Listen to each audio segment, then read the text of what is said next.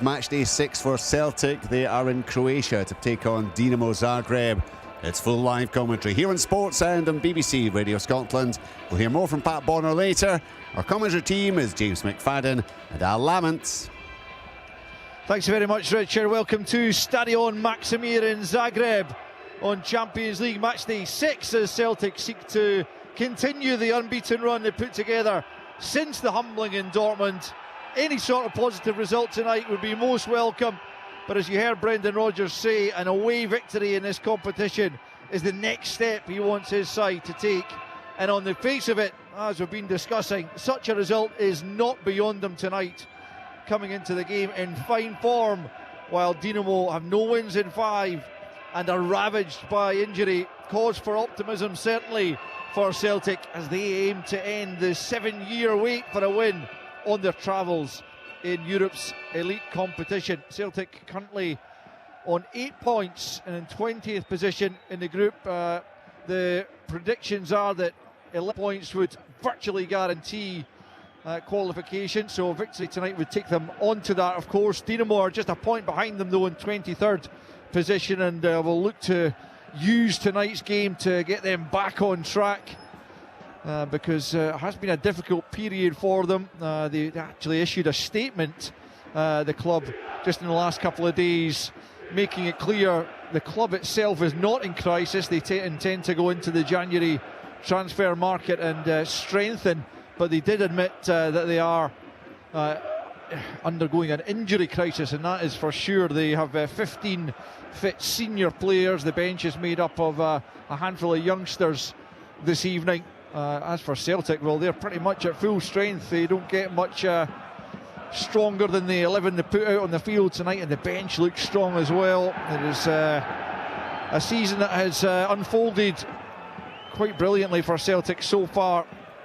That Dortmund result aside, as the two captains go through the exchange of pennants and the coin toss on the halfway line, Callum McGregor and his counterpart in the Dinamo side, Stefan Ristovski, the Macedonian fullback, and the referee is Felix Zweier of Germany, who's just getting himself organised as well as Celtic prepare to go into the huddle. They are as usual in their traditional green and white hoops with the white shorts and white socks. Kasper Schmeichel all in yellow. His father Peter is here as a TV pundit and very interested onlooker. Dinamo go into a huddle of their own. They're all in blue tonight and are looking to get their fans back behind them. I mean, I don't want to make any more of our competition than is necessary, but we really can't see the fans at all. We can see some of the Celtic fans across to our right,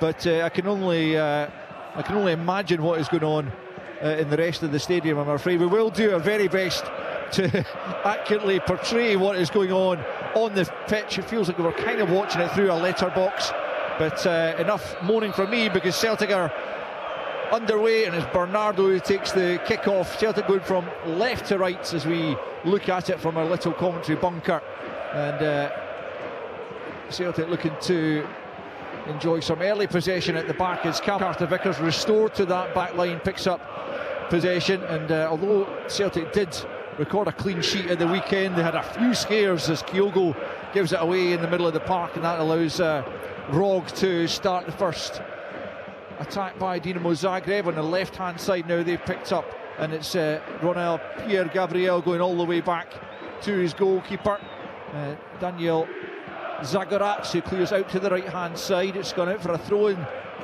to Dinamo over on the far side, the Dinamo right. And James, you and I were deliberating early on as to whether it was going to be a back 4 or a back 5 for Dinamo. What's your early thoughts on that? It looks like back 4 out. Yeah, well, that was what I was thinking, but I always like you to corroborate that for me. But yeah, a lot of the different websites had them lined up as a 5, but it did look like a 4 from what I had gathered from the various players and where they can play. The one player just sitting in front is Lucas Cacciavenda with Rog alongside him as well. It is a 4-2-3-1 for the home side, as Hatate on the halfway line is robbed of possession, but unfairly, by Dario Špikic. And well, the atmosphere certainly sounds pretty decent inside the Matchday. James, you were here with Scotland in that defeat recently, and clearly hoping for Celtic to get a more positive outcome on that occasion. Yeah, I think that, you know, Celtic coming against Dinamo is a different proposition to Scotland coming here and getting a result against Croatia, although it was a good performance from Scotland. But even just Celtic, how they've started the game. Baturina, who's I think supposedly the next new thing to come out of Croatia, he's just basically man-marking Callum McGregor. He's not giving him an inch. And Carter Vickers strolling out, he finds Kyogo to feet, who gets turned, just loses his footing. But it's something we don't see too often, where Kyogo's so involved in the build-up play. But I wonder if that's a bit of a adjustment to the Bruges game, where they're expecting Dinamo to go man for man in that midfield. Can you get into the feet of Kyogo to then build your attacks and get the midfield runners from there? Kuhn on the right hand side gets into Hatate, tries the little ball round the corner for Bernardo, but there's too much on it and it's going to trickle out for a goal kick to Dinamo. We've played almost 3 minutes in the Maximir Stadion and no goals as yet, but Celtic certainly enjoying some good attacking possession in these early stages as Zagorat's initially waves his centre backs away and then they've backpedaled, and he is going to play it out to his left hand side to Kevin Théophile Catherine, one of 3 French players in the back 4 for Dinamo, and it's headed out of play. It will be a Celtic throw-in to be taken by Alistair Johnston, who was once again terrific against Hibs. His involvement in the opening goal, the overlapping run, and he's just been quite superb and very deserving, you would have to say, of the new contract that was granted to him just the last couple of weeks. Here's Austin Trusty back on the left-hand side of the central defensive pairing, which always looks more comfortable to him, being a left-hand side. Even when it was him and Scales, it just makes them look that little bit more awkward. And Carter Vickers coming in to give them that assurance and balance, and here he is on the halfway line out to the right-hand side to Kuhn, about 15 yards inside Dinamo territory, but forced back the way in, forced to knock it out of play. Actually, he was claiming for the throw in himself, but it goes Dinamo's way, and he could be a key player tonight. That fantastic couple of goals he scored against RBL Leipzig will live long in the memory of anyone who's there. Here's Maxime Bernard at the back for Dinamo, out to his captain Ristovski, and further over on the right hand side Dinamo builds coming forward on that right flank. Katjavenda can't quite get there, but eventually they pick up once more, and it's back with Bernard just inside his own half. 4.5 played. You listen to Sports Sound on both BBC Radio Scotland and 5 Sports Extra as Celtic come forward, and it's Bernardo for Kuno. It just comes off his heel. He's still going to pick it up though, and he's laid it into the path of Hatate, left hand side of the box. Can he find a pass? He goes back the way to Bernardo, but 30 yards from goal. Celtic just content to keep possession rather than forcing it, and it's Taylor out to Hatate. Lovely ball back into him. Taylor just overran it there, heavy touch, and there's a knock being taken by Ristovski with a challenge, and it's a yellow card for Taylor. Well, he's just stretching because he took a heavy touch with his first touch, and he's hurt his fellow fullback Ristovski, and that's the first yellow card of the game. 5 minutes in, Dinamo 0, Celtic 0. Yeah, it was a great opportunity for Celtic when it comes to Bernardo. Hatate, flicks it to Bernardo in the middle of the pitch, and Dinamo are outnumbered. Kuhn makes that run down the right hand side. I felt as though Bernardo could possibly have played it just a little bit quicker, but anyway, he plays it into the path of Kuhn. I think he's trying to let it go through his legs, similar to Kyogo's touch at the weekend actually, and it just comes off his heel, but he's so sharp that it gets back on the end there, and they work it, trying to find that perfect opening. And Greg Taylor's booting comes from Hatate being on the left hand side, looks like he's going to cross it. Greg Taylor makes that little run inside, and it's a little reverse. Taylor takes a heavy touch and follows through on Ristovski. Don't have the benefit of getting to see it again, but good signs again for Celtic that they feel comfortable and confident. If they get their passing going, they can cause problems. Ristovski's okay, he's back on his feet after a little bit of treatment, doesn't have to leave the field of play because Taylor was yellow carded for the infringement. So 6 minutes in, is goalless in Croatia as Dinamo Zagreb, the perennial almost Croatian champions, look to leapfrog Celtic in this Champions League stage. If Celtic know something about domestic dominance, so Dinamo Zagreb can even trump them on that front. An incredible period of dominance since the creation of the Croatian League. Celtic have picked up possession midway inside their own half, and it's back to the edge of the box to Carter Vickers. Gets it to Callum McGregor, who, as James said, is being marshalled closely by Martin Baturina, who's already earned 9 Croatian caps at the age of 21, including coming on in the 2-1 win here and the 1-0 defeat for Croatia at Hampden recently. But certainly high hopes for him. And as Paki was mentioning, actually pre-match, Dinamo, they've got such a famed academy, and they make a lot of money from it. It's one of these archetypal money-making machines, almost, bringing quality players through, selling them for big money, and then producing the next one. Here's Trusty in the halfway line. 7.5 played goalless between Dinamo Zagreb and Celtic. No real high tempo to the game as yet. Celtic content to just stroke the ball about, wait for an opportunity to come forward. It's Carter Vickers doing exactly that as he plays it into the feet of Hatate. Goes back to Trusty, about 10 yards inside his own half. Good ball forward now for McGregor, making his 100th European appearance, as we've mentioned. Quite the accolade for him, but he'll want to mark it with a victory, or at the very least a draw, as he gets out to the left hand side to Maida, who we haven't seen too much of in the opening 8 minutes. No goals as yet between the respective champions of Croatia and Scotland. Here's Carter Vickers, who has seen plenty of the ball in these early stages, been allowed to come forward. Then he's pressed and he gets the ball onto Hatate, and now Johnston. Hatate once more, closed down, but gets the pass off to Kuhn, right hand side. Johnston still moving forward about 6 yards from the byline. Back to Hatate, poor cross from him, and Dinamo will try and counter down this left hand side, looking to try and release Baturina, but it's out of play for a Celtic throw, and all the way back to Kasper Schmeichel, who was required to be at his best. 6 clean sheets in his last 7 in the league, but he had to work hard for that at the weekend, James. Yeah, famous quote, Al, it's his job. You know, and he is. Look, he's come in and he's been a great presence, and I think you measure the quality of a goalkeeper. It's not when they're busy, it's when they go through periods where they're not busy and they have to come up with big saves. And Kasper Schmeichel's certainly, been able to do that. A tremendous signing. A few eyebrows are raised because he's, same age as Joe Hart, and I know that you're always looking for younger players and can you develop them, but sometimes you need to bring in that ready-made player, that experience. And I think it's given Kasper Schmeichel a new lease of life, playing for Celtic, particularly in games like this. Here's Maida down the left-hand side. He's done well initially against Rostovski despite slipping. Still has it. Tries to link there with Taylor, but he's been dispossessed, and Dinamo will try and come forward down the right-hand side. We'd have to say most of the game has been played in the half that we are in, James, the Dinamo's defensive half, as Celtic try and find a breakthrough. They haven't been able to do so in the opening 10 minutes, but there's plenty of signs of encouragement, certainly. Yeah, there is. I think that they've shown a bit of patience to try and find that opening. And I mentioned Baturina being right on Callum McGregor. Callum McGregor's good enough, he'll find space. The worry would be, when Celtic then commit players forward, Baturina's trying to find those little spaces in behind the midfield and defence, in between midfield and defence. And I think that's where he's better suited to getting on the ball, driving forward, creating opportunities. But Celtic have looked very confident and assured in this game without being able to create that opening just yet.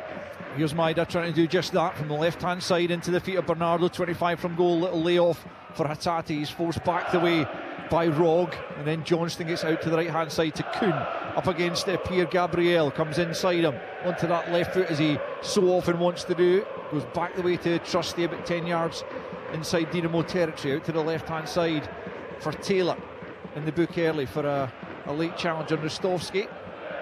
Here's Carter Vickers, good ball into the feet of Hatate. He just tries to slip it through for Johnston, comes off Teofil Catherine, but breaks back the way to Hatate. He then tries to play McGregor, it's just a yard ahead of him, and that allows Kacavenda, another 21-year-old in the midfield for Dinamo, to come forward. And now it's Spikic out to the right hand side. He's just overrun it. Trusty just about gets it to Taylor, and he finds Maida just inside his own half down the left hand side, tries to burst past Ristovski, who responds well and gets it back to Bernard, because Maida was looking to take him on for pace there. The 32-year-old Macedonian, very experienced internationally, showed it there. He also showed a good turn of pace to match Maida. Yeah, more importantly, showed that pace. But I don't mind it, because as Maida picks the ball up, he slows down a little bit, and you think, just go, show that intensity, that speed. I don't mind that at all from Maida to go and knock it down the side, because Ristovski, as you've seen it, as soon as he picked it up, he'd almost turned his body to face towards his own goal, because he knew that's where it was going. Showed good strength, pace, experience there as well. But I think sometimes you have to do that. Can't always be perfect, can't always win. It's about making them think, I'm willing to go down the side here. Can you match me, and can you continue to match me? That's more importantly. Here's Teofil Katerin back to his goalkeeper Zagarats, who I mentioned is the second choice keeper, but he's found a good ball there to Baterina, out to the left hand side now to Piazza, the man who got a hat-trick the last time the sides met, and he's threatening here at the edge of the box, slips it to his left hand side. Celtic just about able to cut that out. Kuhn going back the way to Taylor, who just forces it out to the left hand side. Good closing down though by Ristovski on Maida, and Dinamo have it back in their attacking third, as they for the first time look to try and put a bit of pressure on that Celtic back line. Out on the right hand side they have it, Maida back there to help close down, and Dinamo looking to recycle it from right to left to try and find the gap. Baterina gets out to the right hand side, back they come to the halfway line, no way through initially. Bernauer has it, back out to the right hand side to Cacciavenda. Then it's Ristovski in towards the edge of the Celtic penalty area, away by Johnston. It'll be picked up by Teofil Katerin. He plays it out to the left hand side to the full back Pierre Gabriel. Inside it goes, and Dinamo enjoying the first real bit of possession inside Celtic territory, without threatening Kasper Schmeichel's goal as yet, but they'll be gaining confidence from this. But Celtic looking to force them back. It's a good pass though for Rog, just inside the Celtic half, out to the right hand side for Ristovski, and now Spikic takes over. Dinamo probing for a way through. Cacciavenda out to that right hand side. Ristovski crossing opportunity, a good ball comes off the head of Trusty to the edge of the box. Kuhn helps it on. Dinamo looking to keep the pressure on, but Hattati will pick that up midway inside his own half. It was a good spell there for Dinamo, but ultimately the cross from Ristovski was well defended by Trusty. Hattati's got his side. A free kick midway inside his own half to ease that little bit of pressure that was just beginning to build there, James. Yeah, and it comes from Baterina and his position. I mentioned when Celtic have the ball, he's touch tight to Callum McGregor, but when Dinamo have it, he's trying to peel off into that little inside left channel, just off the back of McGregor, and it's just a long ball into him. It's a great pass, and he's turned, he gets it to Piazza, who looks dangerous, and it comes from that position of Baterina that Callum McGregor just has to keep an eye on a little bit. Here's Kuhn, right hand side, steps away from Pierre Gabriel, but he's forced back. There was a brilliant ball in for McGregor, edge of the box. Can he get the shot off? He can't quite. Looked like a handball. The referee spotted it just a couple of yards outside the box. He's explaining to Teofil Katerin, who is protesting, but the arm was out as McGregor just tried to slip the pass, couldn't quite find room for the shot initially, but this is going to be a shooting opportunity from about 20 yards, just right of centre. Big chances for Celtic. Quarter of an hour gone. Dinamo 0, Celtic 0. That is, and it is a handball. I think the argument was potentially it being in a natural position, but for me, I think the referee's given it for a deliberate handball. Callum McGregor, as soon as the pass comes to him, you think get your shot away, but they close up and he's trying to flick it just past them. I think he stops it deliberately with his hand, but this is a good opportunity. Kuhn over it, Bernardo over it. Normally you would favour the left foot because it's just off centre, favouring the left foot, but it looks to me that Bernardo is going to be the one, the way he's standing over it, is going to take the shot on, and it's a big chance. Does look like he fancies this one. Yeah, Kuhn stepping away from it. Callum McGregor still there as well, and he is rifled in a few goals from this kind of distance, albeit not from dead ball situations, but he too steps away, and looks like the responsibility is going to be taken by Paulo Bernardo. He steps up, curls it over the top. It didn't look like it was missing the crossbar by too much, but unfortunately for Celtic it did send over the crossbar, and relief for Zagarats in the Dinamo goal. Remains Dinamo 0, Celtic 0.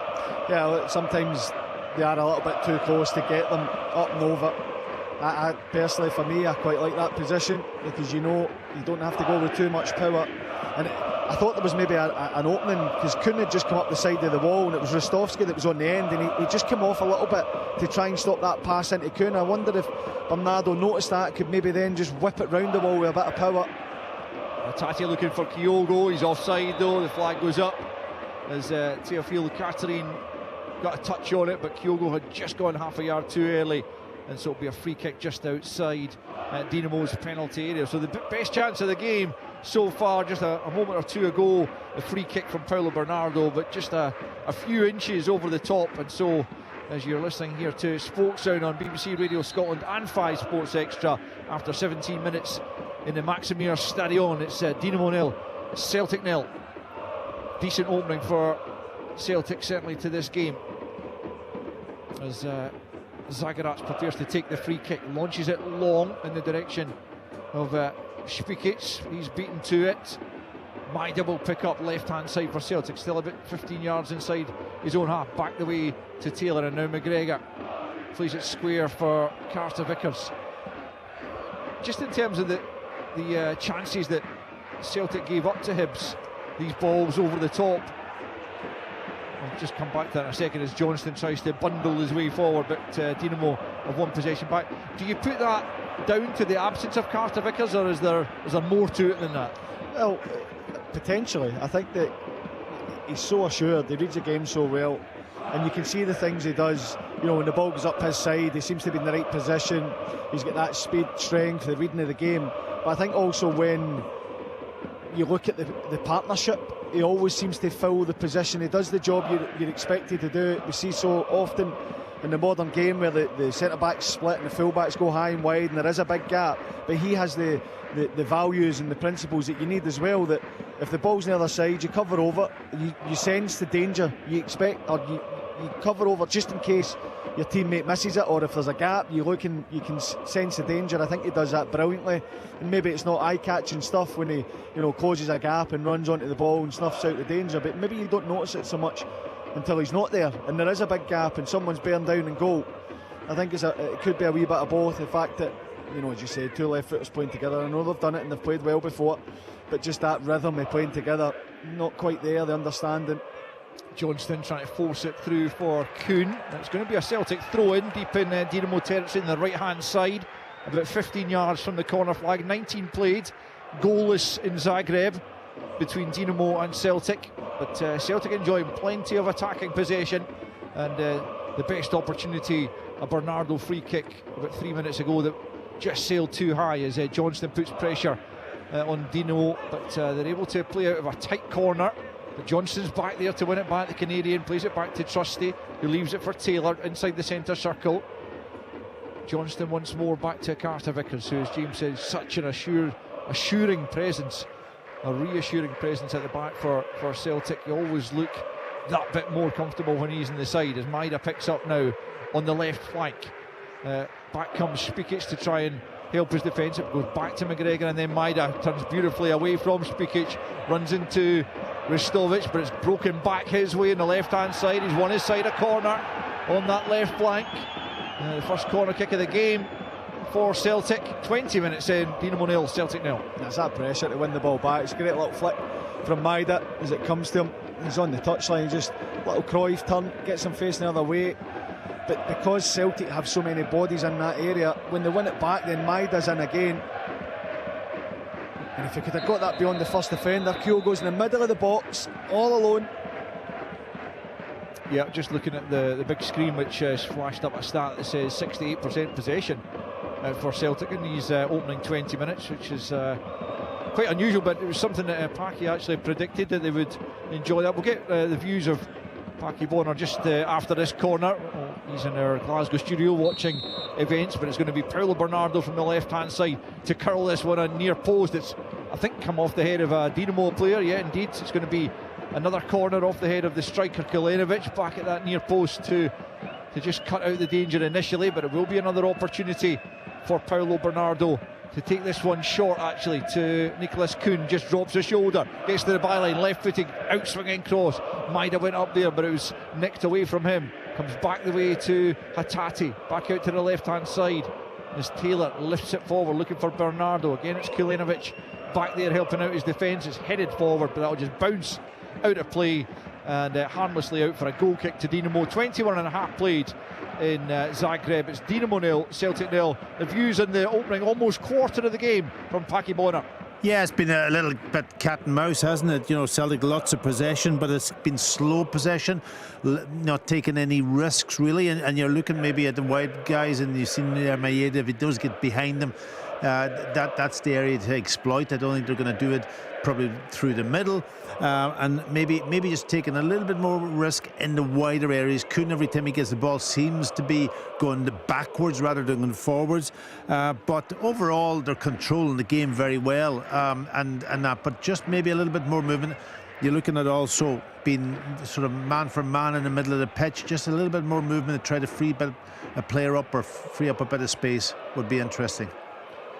Did the Bernardo free kick miss by much, Parky? Didn't look too far away from our vantage point. It was probably about a foot over the. It's difficult to get it up and down for that distance, so it was probably about a foot over the crossbar, but it was a half decent effort from him. Yeah. Here's Bernardo out to Johnston, right hand side, crossing opportunity, just fizzes it across goal. Wasn't a bad delivery, but no Celtic player could get on the end of it. There's a Dinamo player down in front of us, holding his ankle. It's Ronel Pierre-Gabriel, the left full-back. It will be a throw-in over on the far side. 23 minutes on the clock, as Dinamo certainly don't want to be adding another name to their injury list as long as it is already. But 0-0 here. No, it was strange, you know. The ball comes to Kuhn, and Pierre-Gabriel, he's so keen to go and win the ball. Kuhn gets his body in the way. I don't know if he just stands on his foot as he turns, because as soon as, you know, it gets tight to Kuhn, he hits the deck and Kuhn spins, and Celtic are on the attack. And the cross from Johnston, he's trying to just fire that low. He just gets too much height on it. A difficult one for Kyogo to get in on the end of. But I agree with Paki. I think that especially with coming to Kuhn on this side, he keeps coming to feet and he keeps going into his left foot. Can he just maybe take him short, spin him behind and just threaten, then you get your space. Here's Carter Vickers out to the right hand side to Kuhn on the angle of the box, just slips it forward for Bernardo, little back heel. Hatate brings it under control, right side of the box. Bernardo once more almost finds Johnston. It comes off Pierre-Gabriel, and Celtic will have another corner, right hand side this time. I mean, you would have to say Celtic having the better of the game so far. Yeah, and you can see they're growing as well. Just what Paki was saying about taking more risks, they're getting bodies forward.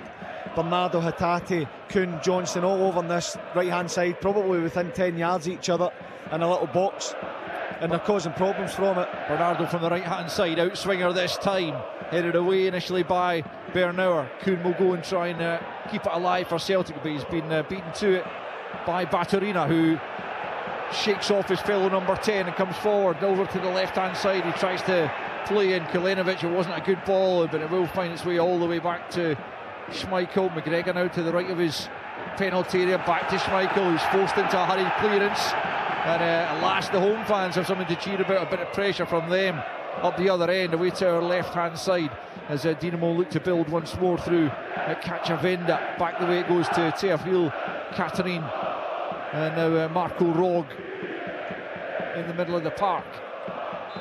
It's going to be a free kick to Dinamo. Bernardo and McGregor combining there. The challenge, it's been penalised, and it's a free kick in a decent position, certainly for the home side. Not probably a shooting position, but certainly one from which James would be able to deliver a dangerous ball into the box potentially. Yeah, I think you're spot on out. It's too far out. The angle's not great for a shot, but definitely, you know, a great position to go and see. Go and test Celtic. You look at Dinamo as a line-up, decent bit of height in there, so if you can get delivery right, then he can cause problems. 25 played as Marco Rog prepares to take this free kick on loan from Cagliari. He's one of a number of players who began at Dinamo, has come back. He sends it towards the back post. I think that was Trusty who got his head to it and sends it out for a corner over on the far side, as Dinamo look to try and grab the opening goal. 26 minutes played, none so far, but Celtic have been, generally speaking, in the ascendancy, but they have a bit of defending to do here. Away down to our left hand side as Rog will again go across there to that far side. Just coming back from suspension, having missed the league game on Friday after a red in the defeat by Hajduk, the league leaders.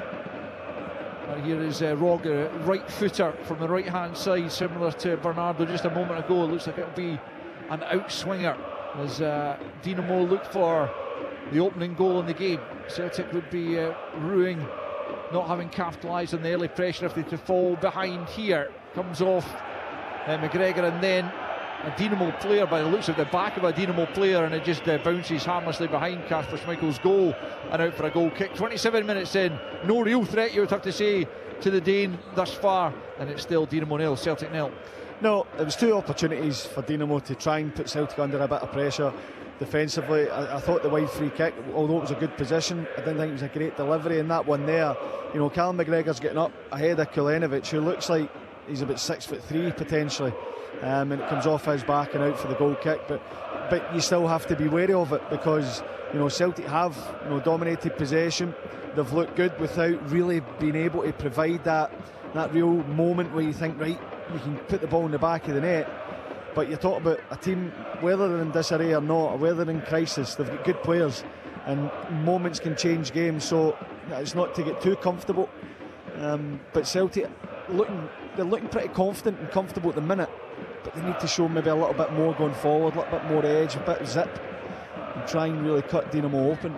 Yeah, Trusty's long ball there, looking over the top for Maida, but speedy as he is, he couldn't get there and keep it in with a couple of Dinamo players round about him as well, just to shepherd it out of play. So it'll be a goal kick to Dinamo to be taken by Zagreb, who is starting his third consecutive Champions League games, his first ever actually, and with Nevestic injured, albeit on the bench, he is been handed the gloves as Dinamo come forward now. Left hand side is Piazza. He's looked dangerous when he's got on the ball, but he's barely been on the ball. Finds Batterina now, left hand side, little dink in to Rog there, and it comes to the back post, and a swipe and a miss kick there.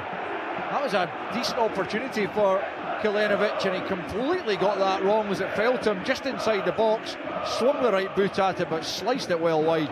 29 played, Dinamo 0, Celtic 0. That's a chance of the game for Kulenovic. If you want a chance to fall, you want it to fall to your striker in and around the box. I mean, it's difficult to tell with the angle, but it looked like it was about 12 yards out maybe, and as it comes across, he's got loads of time to just let it drop, show a bit of composure, and you're absolutely spot on. He just slashes at it.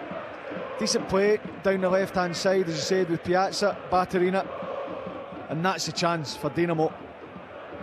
Yeah, I mean, he's been in good form, Kulenovic. As you say, that's the man you want it to fall for. 14 goals in 23 appearances before tonight, including 2 against Slovan Bratislava in the 5-1 victory against them. 4-1, I beg your pardon. And also 1 against Red Bull Salzburg in the 2-0 victory. Both of those coming away from home, interestingly enough. Their home record has not been a great one. They've got themselves a free kick, but still about 20 yards inside their own half as the half-hour mark approaches. It's not a chance you would expect, or you're saying that he should score from, but he should definitely be hitting the target from there. It's, you know, you have scenarios in training in New York and you're finishing where you get chances like that, and it's all about keeping your eye on the ball, getting a contact, test the goalkeeper. Gets it horribly wrong. Hugo goes to close down Zagreb just gets the ball away to Teofil Katerin, who's forced to knock it out of play. It's good pressure, first of all from Kyogo, then from Kuhn, and Johnson will have this throw in about 20 yards from the Dinamo goal. It'll have to be taken again though, because there's a second ball on the pitch. Johnston then, a Canadian international fullback, eyeing up his options here. It goes to the feet of Kuhn. Kuhn's rolled the defender. Kuhn to the byline, cuts it back. Oh, it's a good bit of goalkeeping there from Zagreb to cut out the cutback, because if that had gone beyond him, it might well have been tucked home. Great play initially from Kuhn, just couldn't pick out a teammate. 31 played, corner, Celtic 0-0. That's excellent from Kuhn. As the ball's getting thrown to him, it looks like he's going to take his touch and stand still. He just waits to the last moment. Rolls Teofil Katerin. Bernardo's corner to the near post. Dinamo eventually scramble it clear, looked uncertain just for a moment as Batterina just knocks it forward, and Johnston picks up, and then Bernardo helps it on for Kuhn. Kuhn's little back heel. Bernardo tries the first time cross, comes off a Dinamo defender, and it's going to be another Celtic corner, and the fans away to our right, who are looking down just at that corner there, enjoying what they're seeing, but they would love to see a goal, that's for sure, to capitalise on this period of dominance for them. Yeah, well, they're getting a little glimpse of what could be. They're getting in behind, they're getting in positions to cause problems.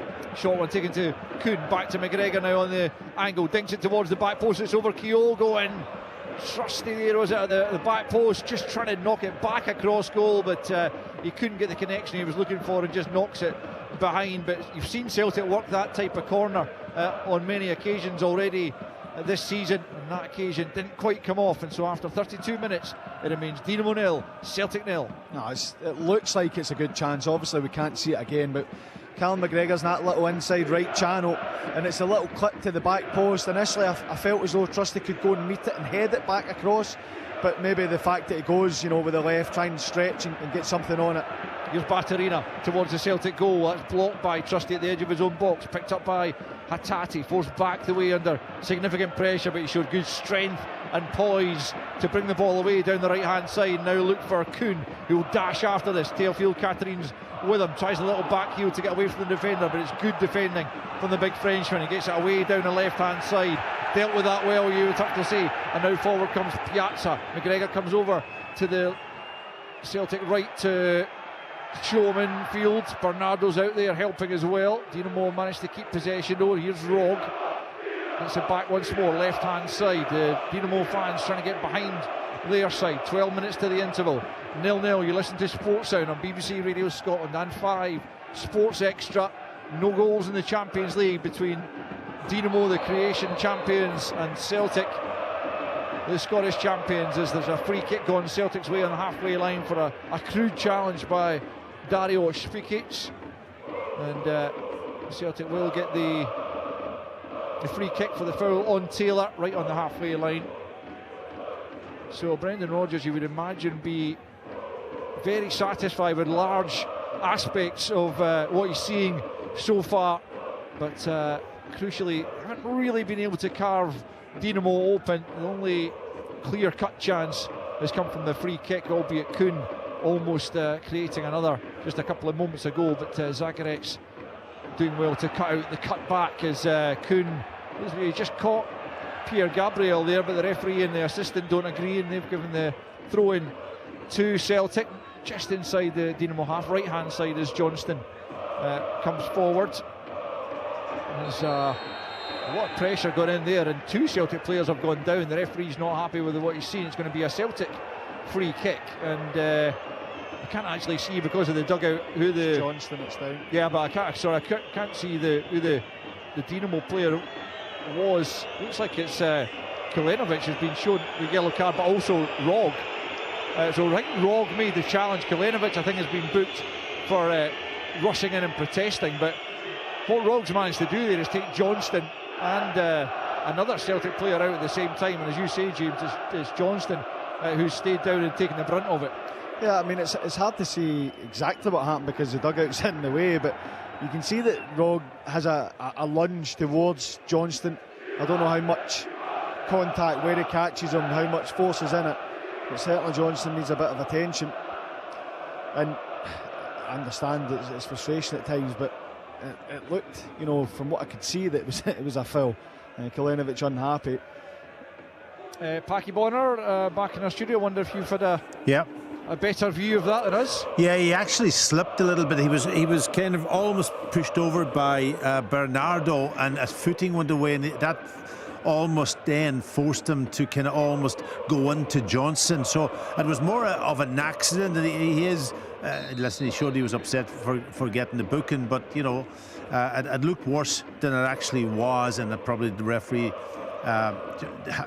probably had no option because of the way it looked to give him the yellow card, but he was unlucky.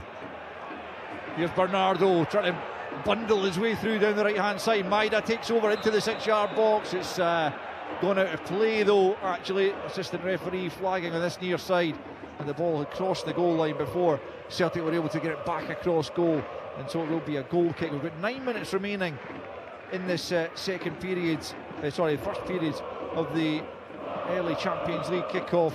Still goalless, but Celtic have had the better of the opening period as Zagreb waves his centre-backs forward again. He's going to launch this up the park, but just 2 wins at home in the last 13 in the Champions League. Dinamo Zagreb, 3 draws and 8 defeats in that period. They've won all 3 of the games they've played here against Celtic. That most recent one, as I mentioned, was 10 years ago tomorrow, 4-3 victory, but Celtic have won all 3 at Celtic Park, but unfortunately they're not going to get a chance to play them at Celtic Park because of the new setup. But I think we're generally agreed, we've largely enjoyed how that's worked out for the Scottish sides, as Bernauer stretches out a right leg and stops the ball going through. Maida closing down, he's going to go into the book there for just catching Bernauer late.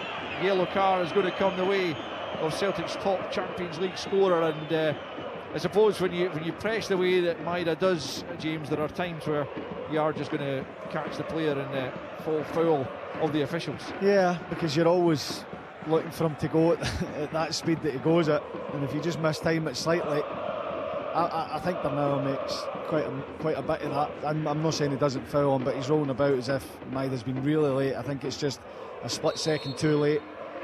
But look, you're going to do that. You want as many players as you can to be on that tightrope when you're playing against this, particularly the intensity that Celtic press at with those front 3. Dinamo will launch it long, comes down to Kalenovic, nods it to his right hand side, but that forces Ristovski back the way, and he's only able to knock the ball out of play. And Dinamo, I don't want to speak too soon, but they certainly haven't threatened Kasper Schmeichel's goal. They haven't really looked capable of kind of building the play and really threatening that Celtic backline. But a long way to go, and while the score remains at 0-0, then Celtic will have to guard against any potential threat that does materialise, as Schmeichel picks up possession midway inside his own half and plays it to the left to Trusty. Just under 7 minutes left, plus any added on time, of which I don't think there'll be too much at this stage in the first half. A couple of short stoppages as Carter Vickers crosses the halfway line to the right hand side, looks for Johnston, well cut out though by Piazza, who's having to do more defending than attacking in this first half, which won't please him or his manager, who's out patrolling the edge of his technical area. Nenad Bjelica in charge for the second time, taking over in September as Hatate looks to release Kuhn. The challenge comes in there from Pierre Gabriel. He went sliding in, and he's actually won his side a goal kick. The referee deciding it came off Kuhn last, but Pierre Gabriel had to get that challenge spot on. James, he rather dived in inside the penalty area, but certainly the officials deeming it to be a good challenge. Yeah, I thought it was a good challenge. He had to, as you say, it was a desperate lunge because Kuhn was away from him, and he gets the bonus of the fact that it comes back off Kuhn for the goal kick. But it was good play, Hatate, good strength, and then you get that pass what you used to see, Kuhn coming off the side, and it's great defending, you have to say, to stop the attack and get the goal kick. Yeah, as I mentioned, Nenad Bjelica taking charge for a second time, taking over in September after the dismissal of Sergei Yakirovich. Winning the league clearly last season wasn't enough to save him from the chop after the 9-2 defeat by Bayern Munich. Only a couple of days later he was gone, and it's difficult to survive a defeat of that stature, I suppose. But 9 goals, the record conceded by a team in the Champions League, and Dinamo not quite enjoying the superiority they normally do domestically, and certainly being overrun at times here by Celtic as Hatate picks up. Oh, it's a good challenge from Spikic, but Hatate should have been more aware, he normally is, and here come Dinamo on the counter. Forward they come down the right hand side. Ristovic plays it in, looking for Piazza. Looked like he might just have been clipped there, but no foul given, and Celtic come forward down the right, and it's Kuhn, and he's bundled into there by Pierre Gabriel, who pleads his innocence to the assistant referee, who has nonetheless flagged for a Celtic free kick just in front of the Dinamo technical area. There'll be a free kick to Celtic, about 5 minutes left in this opening period. and it's still Dinamo 0, Celtic 0. Yeah, it's great play initially from Cameron Carter-Vickers stepping into the plate.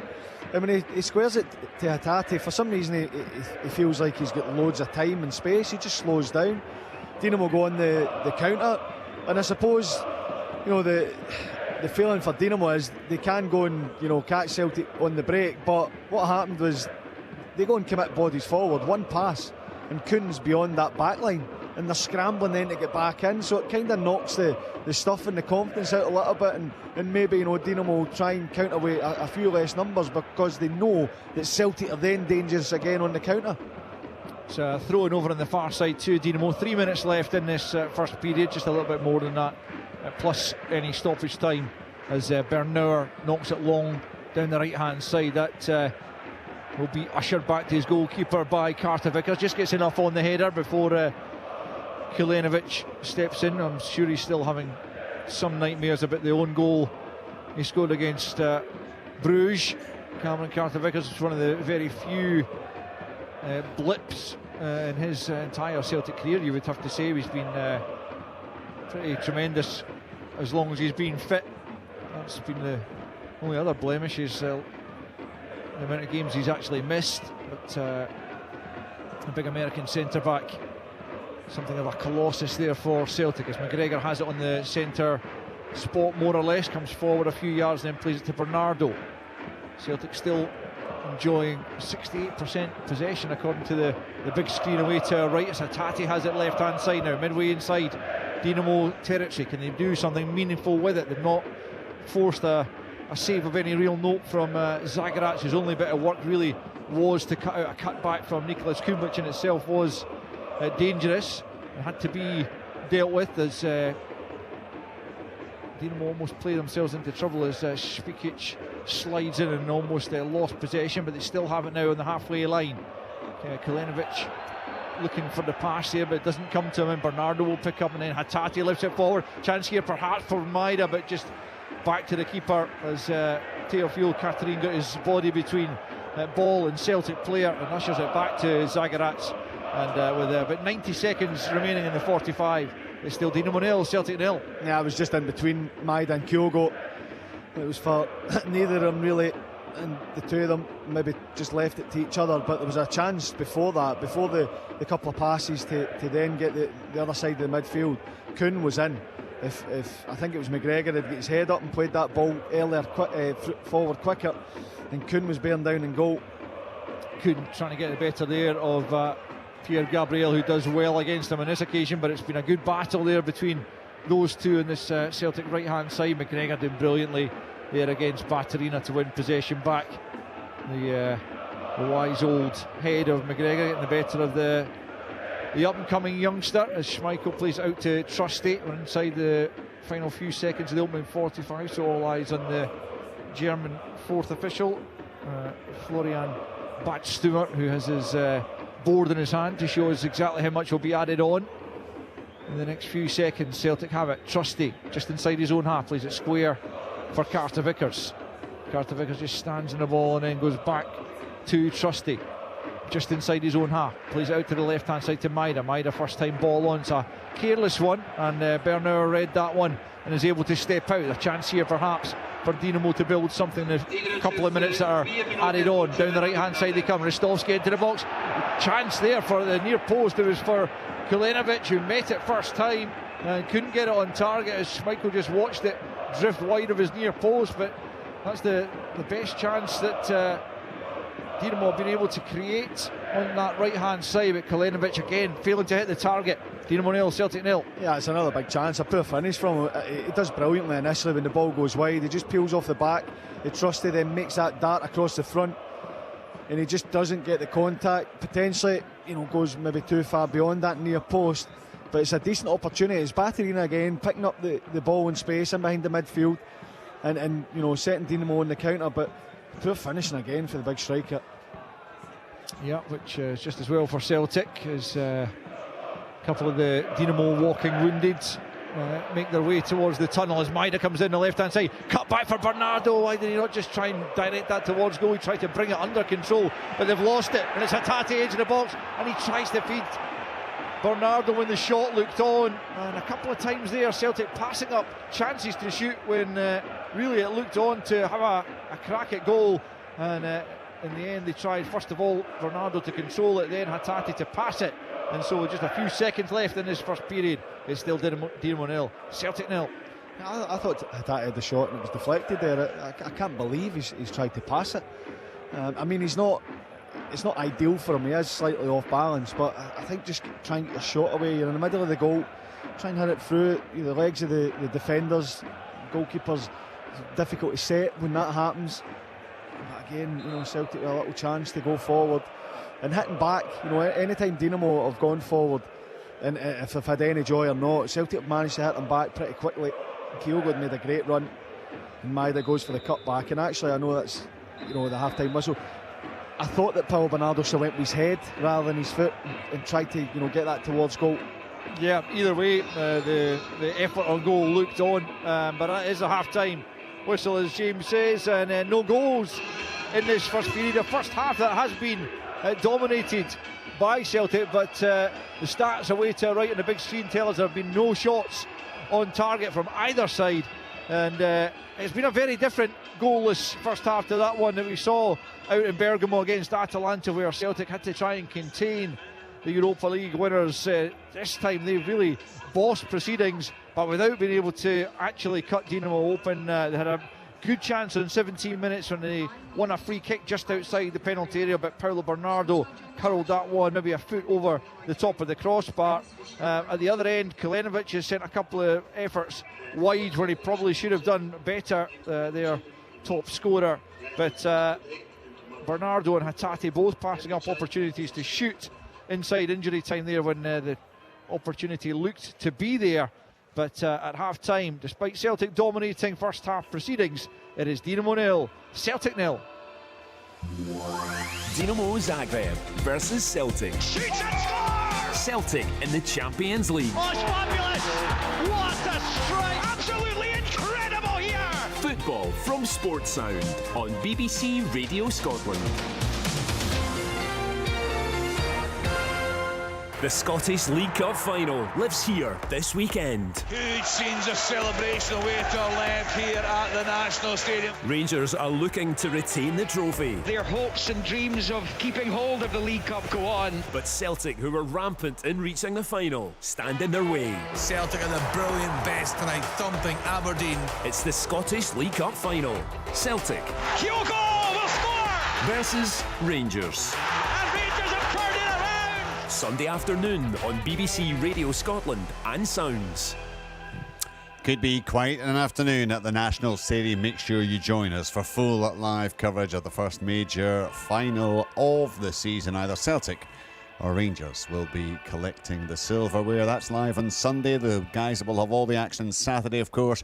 Tomorrow night it's the Women's Champions League. Real Madrid in town to take on Celtic. Live commentary in Sports Sound from 7 o'clock. We'll have a double bill on Thursday, starting off with the conference, Hearts in Copenhagen. Then the Europa League as Rangers play host to Tottenham Hotspur. And on Friday night, the Championship live on the BBC Scotland channel, Livingston against on-form Partick Thistle. And early on the day, we'll find out who Scotland are going to be taking on in the qualifying campaign for the next World Cup finals. That is, no doubt, it'll be a long, drawn-out affair, but it's due to start late morning, I think 11 o'clock on Friday. So all that ahead, and of course there'll be full coverage of all the live action and indeed all the football news on the website bbc.co.uk/Sports Scotland. So we are midway through Matchday 6 for Celtic in this season's Champions League. They have had the bulk of possession, as Al was saying, 68%, but you've got to say, Pat Bonner, it has been a pretty low-key 45 minutes, hasn't it? Yeah, hasn't it, really? It's been lots of possession, but slow possession. Yeah. Keeping the ball, not almost taking any risk in certain areas, which I'd like to see them, especially higher up the pitch. And they've had a couple of chances. You know, the one where Kuhn gets to the byline, and we want to see more of that. And then the goalkeeper makes a decent save at his near post. I thought he could have maybe picked somebody out better, because he wasn't going to score really from there. He tried to knock it across the goal, but the goalkeeper had sort of spread himself.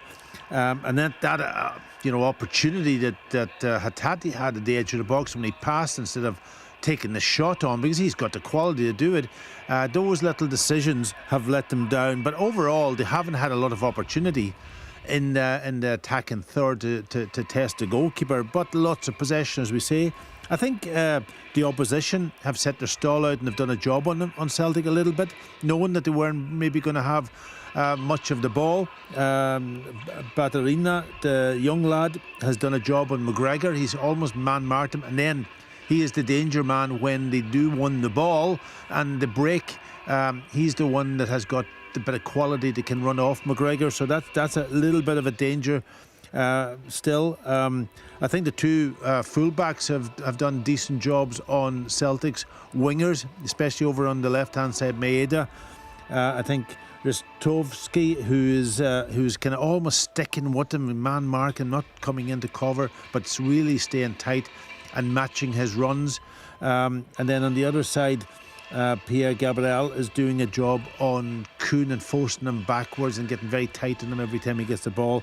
I would like to see a little bit more movement, Richard, just when it's Carter Vickers is the one, because McGregor's getting picked, he's the one that's stepping out from the back into that big space, but it sort of kind of almost hasn't been effective that he steps in there, because the movement ahead of him isn't dynamic enough, and then when he passes the ball, it either is blocked or is broken up, and they haven't been able to create.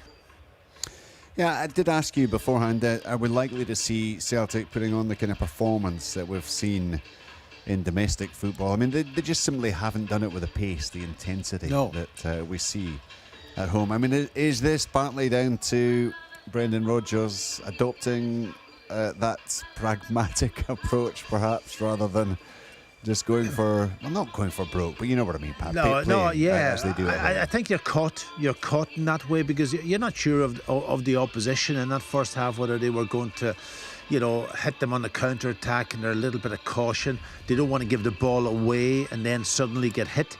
So there's a little bit of that in it. I think now maybe at half time he might almost have that sort of discussion. I'm sure they've done their analysis, the staff, and they'll be giving the players a little bit of an insight in where they can hurt this Dynamo team, and I think you might see the intensity of the movement, intensity of the passing, everything go up a stage, because I think it's not at what they've been doing in the domestic league, and it's a bit like a domestic game, isn't it?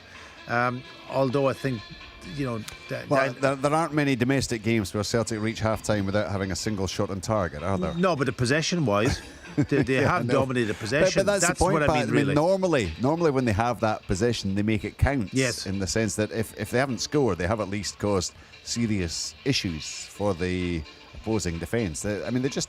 And that's the caution. The Bernardo free kick, which was very close. But maybe you just have to say, look, perhaps it is the right approach while you feel your way into the game, get a feel for the opposition. That's it. Understand exactly what they have got to offer. Yeah, what their strengths and maybe their weaknesses have. And I would say maybe at half time he might change things up a little bit, and allow them to go with a little bit more risk. And take them on. But again, you're always a little bit cautious. You're away from home. You don't want to lose the game, that's for sure. But the game's here to be won. The game is, because they've got lots of dominance in the game, and they've got enough players on the pitch, I think, to go and beat this team, from what I can see anyway. Maybe James might have a different opinion when he sees the big... Although I don't know if they can see there. I sent you a picture of where they're stuck. They are fine. They can see the pitch. Do you know what I can't see on the TV is the movement of Kyogo up front. When you're following the ball and Carter Vickers is the ball, that you just don't see where the opportunity arises, maybe for Kyogo to get them behind or whatever, and maybe that's something that they may have to have a few more opportunities for players without the ball to run in behind and stretch this team, and that movement, as I kept seeing ahead of the ball, I just can't analyse it properly because you're watching it from No, the well, TV. let's go to James on that because Yeah. he will, despite the terrible commentary position, he will be in a better position to monitor that than you are from the television screen. Yeah, it's terrible for some aspects. It's very good for that one because the way where Kyogo's been playing is pretty much right in front of us because of the vantage point we have.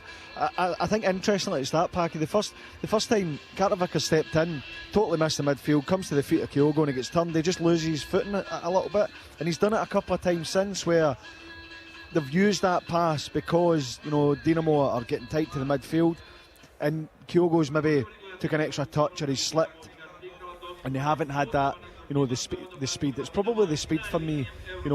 When Carter Vickers steps in, it comes to Hatate.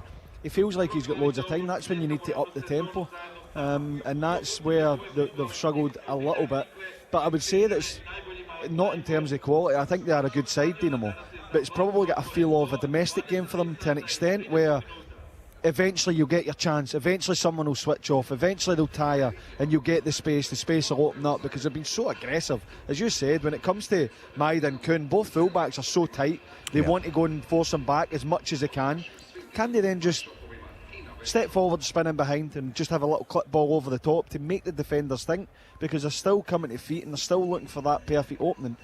Is that space, Jib? Sorry for cutting in. Is that space?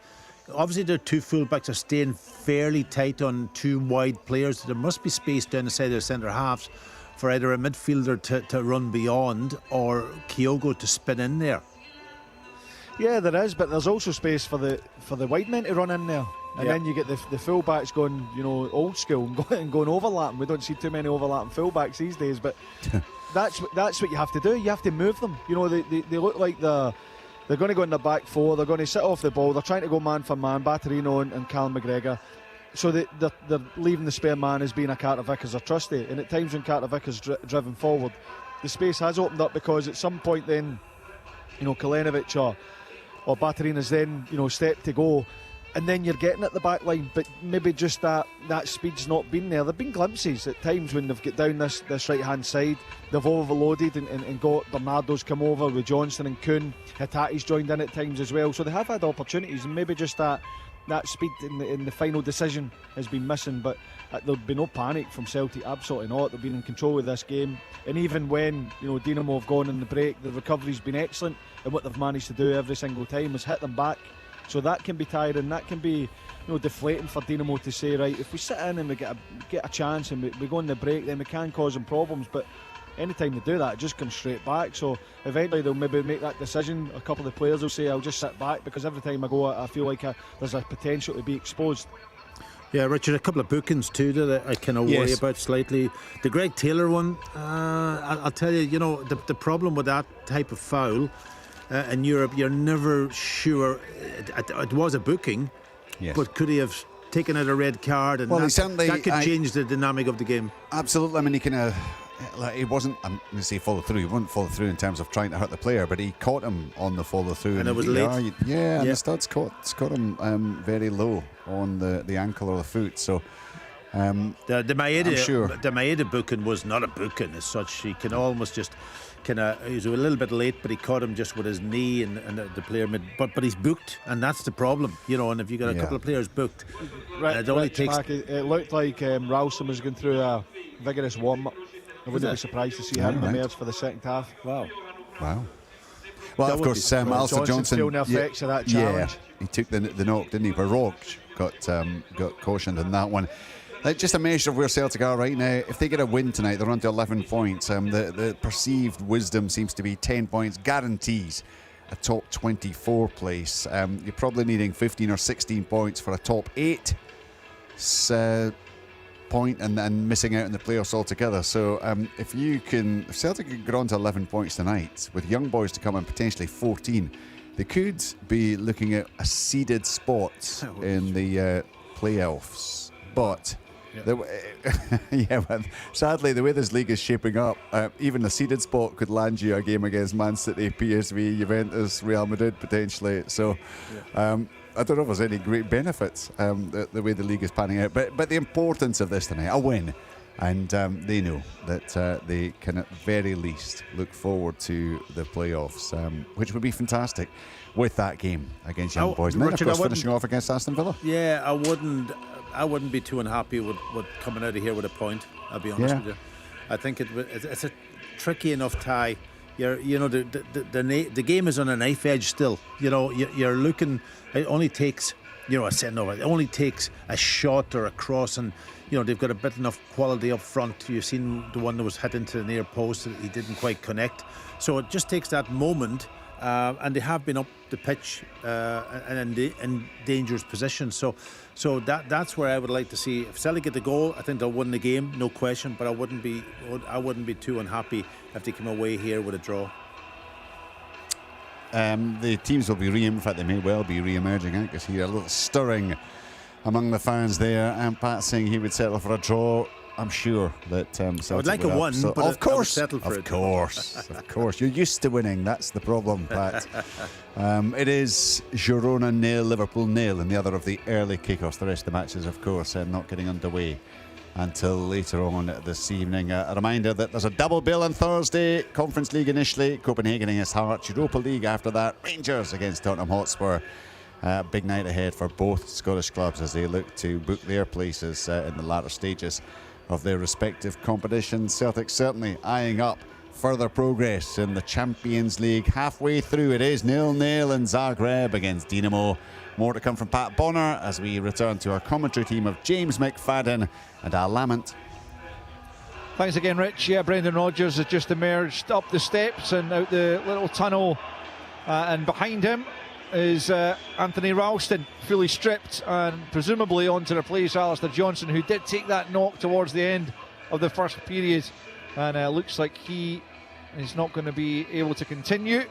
So that looks like the only change at half-time, making his third appearance this season in the Champions League. Came on in the first couple, and I think the thing about Anthony Ralston, whenever I've never seen him let Celtic down in any game he's come on, and on he comes as that is confirmed that it is Alistair Johnston who is the player making way. And well, if the second half follows the same kind of format as the first did, then he'll be doing more attacking than he will defending. But he is up against Marco Piazza, who, when he did get on the ball, did look probably like just about Dinamo's most dangerous player. But the problem for Dinamo was that he couldn't get him on the ball nearly often enough. But it is the home side getting us back underway in the shape of Dario Špikic, and Celtic will go from right to left as we look at it from our position. And it's immediately Celtic coming forward down that right hand side. Kuhn looking to try and release Kyogo, but it's cut out and knocked out for a throw-in over on the far side. Ralston for Johnston, James. Clearly, I mean, Alistair Johnston has been phenomenal since he's come to the club, but it's not a massive downgrade, you would certainly have to say. No, I mean, you would rather it was Johnston because of the consistency that he shows in his play. But you're right, I think Anthony Ralston certainly is more than capable of performing, as we've seen before.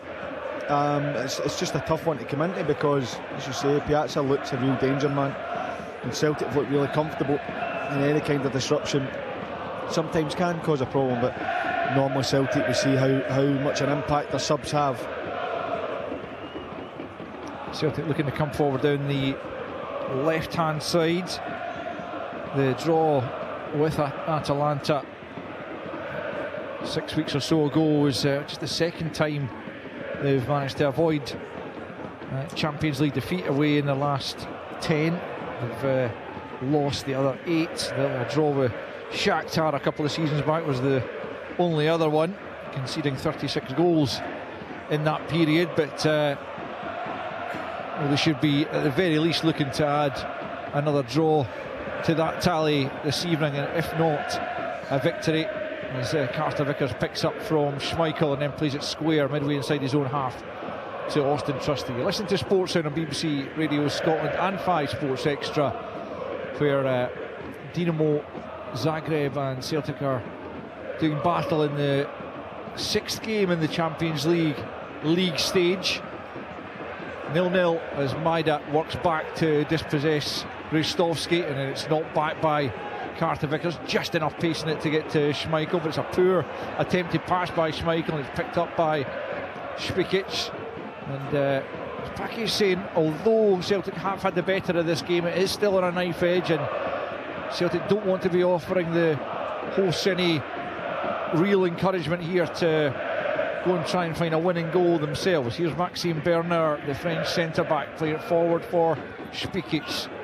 And forward comes Cacciavenda. He's caught in possession by Hatate, and Celtic will try and break forward. Cacciavenda felt he was fouled, now getting back to his feet, but Celtic are already away up the other end of the park, but they can't put the passes together, and it's knocked away by Teofil Catherine, but there's an offside flag up against Kulenovic, and Celtic have taken the free kick quickly. Taylor out to Hatate, left hand side, midway inside the Dinamo half, back to Taylor. Forward he comes, he's in a yellow card, as Parky was pointing out, as is Maida. Hatate shrugs off one challenge. I think he was fouled there, but the referee let it go, and he's lost possession now. And forward come Dinamo with Baturina running into Trusty. Just lost control of the ball though. Will get a throw in on the right hand side. The home side have started a little bit brighter in this second half, trying to force the issue a bit more. Still 0-0 as Ristovski, the captain, 81 caps for North Macedonia, goes back the way to Bernard, and now Kevin Teofil Catherine across to Ronald Pierre Gabriel. These double barrel surnames are no use for commentators who are trying to get names done quickly. But Celtic have won it down the right hand side. Kuhn away from his marker into the penalty area, onto the left foot. Can he get a shot off? Big deflection, and it loops over the crossbar behind for a corner kick as Kuhn looks to threaten. Still Dinamo 0, Celtic 0. Bernauer gets across there just to get the block on, celebrates it like it's a goal, because that is an electric break from Celtic. Kuhn down the right hand side, he cuts inside, faces up Teofil Catherine, and Bernauer gets across to stop that goal-bound effort going into the back of the net. Celtic then with the corner kick from the left as they attack, so it'll be an in-swinger here from Paulo Bernardo. 4.5 minutes of the second half played as the Portuguese midfielder curls one in near post. It was a Dinamo head that met it, but there's an infringement being spotted in any case by the German referee Felix Zweier, and Dinamo will have the free kick inside their own penalty area. 50 on the clock. Dinamo 0, Celtic 0. You were speaking earlier about, you know, the fact that Celtic have to be wary, and we look at it from a Celtic point of view. Dinamo will be happy with how that first half's gone. You know, you speak about a club in crisis, the injuries they have, and you know, Celtic haven't created too many really good opportunities. So they, you know, their message will be try and frustrate them as much as you can, and try and, you know, offer a bit more in the counter attack and see how the game goes. So I think both managers would have been happy to an extent at half time, but Celtic have certainly come out and shown a little bit more urgency to get forward and get in behind. Dinamo have it at the back though, is Maxime Bernauer, who made that challenge that James was talking about. Played long, but Trusty gets his head to it. Taylor nods it on down the left hand side for Celtic. Maida is next to it, back to Taylor. McGregor quickly closed down by his shadow Martin Baturina. Celtic still have it, as Hatate getting the break of the ball on the halfway line, just to the left of centre. Forward for Maida, who couldn't quite keep it, but it will break for Bernardo. Plays it square to Ralston. First time he's got on the ball, he plays it back in field to his captain Callum McGregor. Ralston once more, just inside the Dinamo half, back to McGregor once more, just outside the centre circle, plays it square to Trusty. Trusty now left hand side to Maida, midway inside the Dinamo half. Taylor back to the halfway line for Carter Vickers. Carter Vickers has it just inside his own half, waiting for the correct opportunity to present itself. It comes in the shape of Hatate, who's given it away poorly, and forward come Dinamo, but back goes Paulo Bernardo to dispossess Baturina and just usher it back to his goalkeeper Kasper Schmeichel, who in turn knocks it on to McGregor, gets it back from Hatate, midway inside his own half. Now it's Taylor. Taylor just outside the centre circle, plays it back in field to Callum McGregor. 7 minutes of the second half played, 0-0. in the Croatian capital between Dinamo and Celtic. Carter Vickers now plays it square for Callum McGregor. A draw, but it's by no means a bad result for Celtic.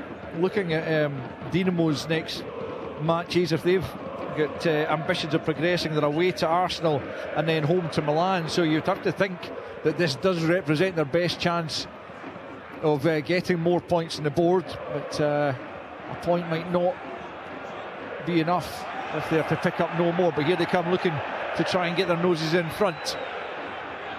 It's slipped forward for Kalinovic, but it's a poor ball in the end. Poor pass by the fullback Pierre Gabriel, and too much on the pass. Kalinovic had no chance to get onto it, and it remains Dinamo 0, Celtic 0. I know, and that's why it's interesting for Dinamo, because with the games they've got after this, the point is it's not a terrible result, but they'll be looking to try and get all three to put themselves in a better position. So at some point they're going to have to open up a little bit, and maybe that's, you know, the awareness of Brendan Rodgers and the players, that at some point they're going to have to go and try and get a winner, and then it's about Celtic then exploiting that and being clinical when they get the opportunity. Yeah, as Richard said, 10 points which Dinamo would go on to with a victory gives you something like an 85% chance of being in the playoff places. 11 increases that to something like 97. That's based on the Opta supercomputer predictions, and that won't be too far away. But so certainly if Celtic were able to get the victory and then have that young boys of Bern game at home next up, that would give them a massive chance to move on to 14, which would be close but probably not quite enough to qualify automatically, but certainly be among the seeded teams in the playoff, which would be absolutely massive for them, albeit it might come against a team who find themselves in the lower reaches, but yet a giant of the European game. You never know. Here's Trusty at the back for Celtic, plays it square excuse me, to Carter Vickers, midway inside his own half. Still 0-0 with 54.5 on the clock. Trusty out to the left hand side to Taylor. No real pace to the game, no real tempo just at the moment. Both sides still kind of feeling their way, feeling the other team out, as McGregor picks up just inside the Dinamo half and then plays it square to Trusty. Trusty steps forward, left-footed out to the left-hand side to Taylor, just about 15 yards from the byline. Tries to get the cross in, but it's blocked, and Dinamo pick up in the midfield. Try and burst forward here. It's a challenge from Ralston, which was worthy of a yellow card in the eyes of the referee, as Dinamo burst forward somewhat dangerously, and rogue foul by Ralston, and he's the latest Celtic player into the boot, joining Taylor and Maida, and it will be a free kick to Dinamo just on the edge of the centre circle. 10 minutes played in the second period, and it's 0-0 between Dinamo and Celtic. Yeah, Ralston's come way over from right back into almost a left back position, because he feels that there's a promising attack, so you can't criticise him for that. Spikic's coming forward, right hand side of the penalty area, gets it in. Kalinovic tries to lay it back to Baturina, was claimed for a handball against Baturina there. Nothing given as Dinamo win possession back, still in that final third, as they threaten for the first time. I wondered if Kalinovic might have been able to get a shot away rather than trying a somewhat elaborate back heel, but here they come once more. Looking for Kalinovic once more, coming back to Baturina, big deflection off Trusty, that could have gone anywhere. Fortunately for him and Celtic, it goes well wide of target in the end, and it will be a Dinamo corner. 0-0. Yeah, it was dangerous. A little bit of pressure now from Dinamo on both occasions down the right hand side. And Baturina with the shot for the edge of the box. Big deflection. Good block, you have to say then, from Trusty. But you can hear, the crowd, it's certainly round about, is how excited they're getting, seeing their team actually attack for a change. We can hear the crowd, we can't see them. I assume they're somewhere behind us in the main stand here. The opposite stand is closed because of earthquake damage, which is not great. But here comes a corner from the left-hand side. Rog thought about taking the shot and eventually does, gets it back on that left-hand side. Tries to curl it into the penalty area. It's met there by Bernauer, but it'll drift behind and it will be a goal kick to Celtic, good few yards wide. A target from Bernauer, might just have been trying to help it back across goal, but either way it comes to nothing. Still Dinamo 0, Celtic 0 after 57 minutes. Sliced by Taylor badly. Kilenovic picks up inside the penalty area, lays it back now. Baturina, can he get the shot off? Tame one into the gloves of Kasper Schmeichel, but Taylor's mistake handing a big opportunity to Dinamo, and you can hear the crowd getting right behind their team now as they do begin to enjoy some attacking pressure. Yeah, I mean, Greg Taylor's just a total misjudgment, slices at it with the right foot, and Dinamo now have, you know, a little bit of confidence to go and try and cause Celtic problems. The only thing I would say is, when it comes to Kilenovic, doesn't look like a striker that wants to get turned and get the shot away. He's trying to lay it off. They lay off something just half a yard the wrong side, and the shot that comes in is pretty tame towards Schmeichel, but there's no doubt they'll get a lift from it. And from Celtic's point of view then, you know, hopefully that means that players will come out and create those gaps that Celtic can go and exploit. Yeah, here's Bernardo out to Kuhn on the right hand side, midway inside the Dinamo half. Now it's Ralston taking over the mantle, trying to get forward down the right, and he's one inside a corner. Good pressure in the end. It will be a Celtic corner, right hand side, and both sides having moments in the second period where they're trying to put the pressure on, and it's Celtic's turn right now as Bernardo stands over the latest corner kick, just short of the hour mark, and you do wonder if Brendan Rodgers will use that particular point to make some changes, unless Celtic can find a breakthrough here. The short corner taken back to Kuhn, and then McGregor, and Kuhn once more plays it back to Bernardo, fires it across goal. The keeper gets down at the near post, and it's knocked over the top of the crossbar by Carter Vickers in the end, although it's taken a deflection, and the referee points out for a corner kick. Carter Vickers almost turning it home, but a really dangerous ball into the box here by Bernardo. A well worked corner kick. There's a player down in the shape of Kilenovic at the near post who might need some treatment before this corner's taken, although the referee doesn't look all that interested in allowing him that. But still 0-0, but that was dangerous. 59 in. Yeah, it was the first one. I think it's Kyogo that makes the run. Can't quite see whether it was a block or not.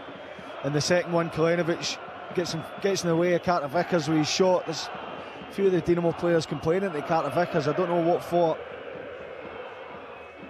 Yeah, well, it's going to be another corner from the right hand side anyway, but still 0-0.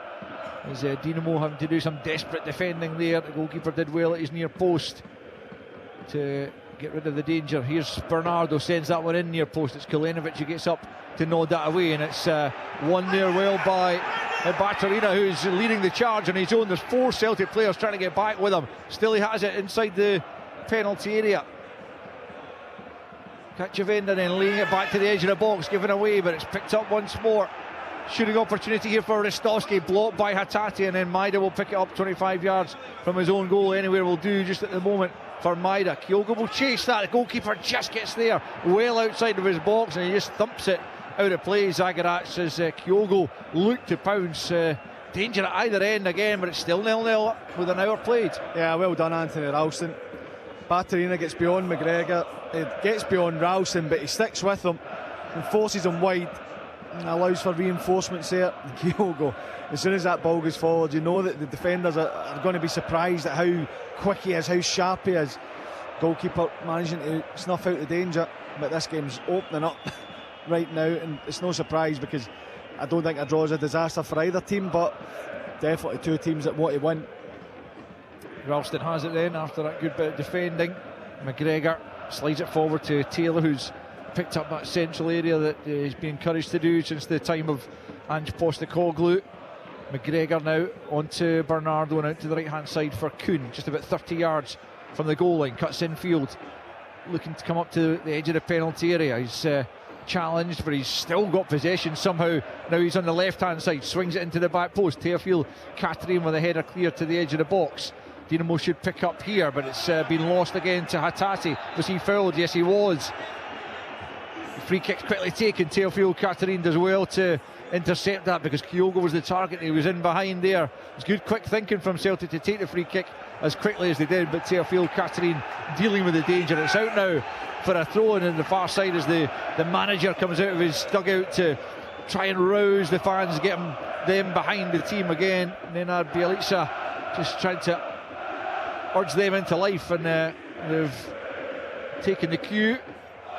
as Bernauer rather stands in the ball, but then finds a good pass, and it's a good bit of play there by Cacciavenda, who's powering towards the Celtic penalty area.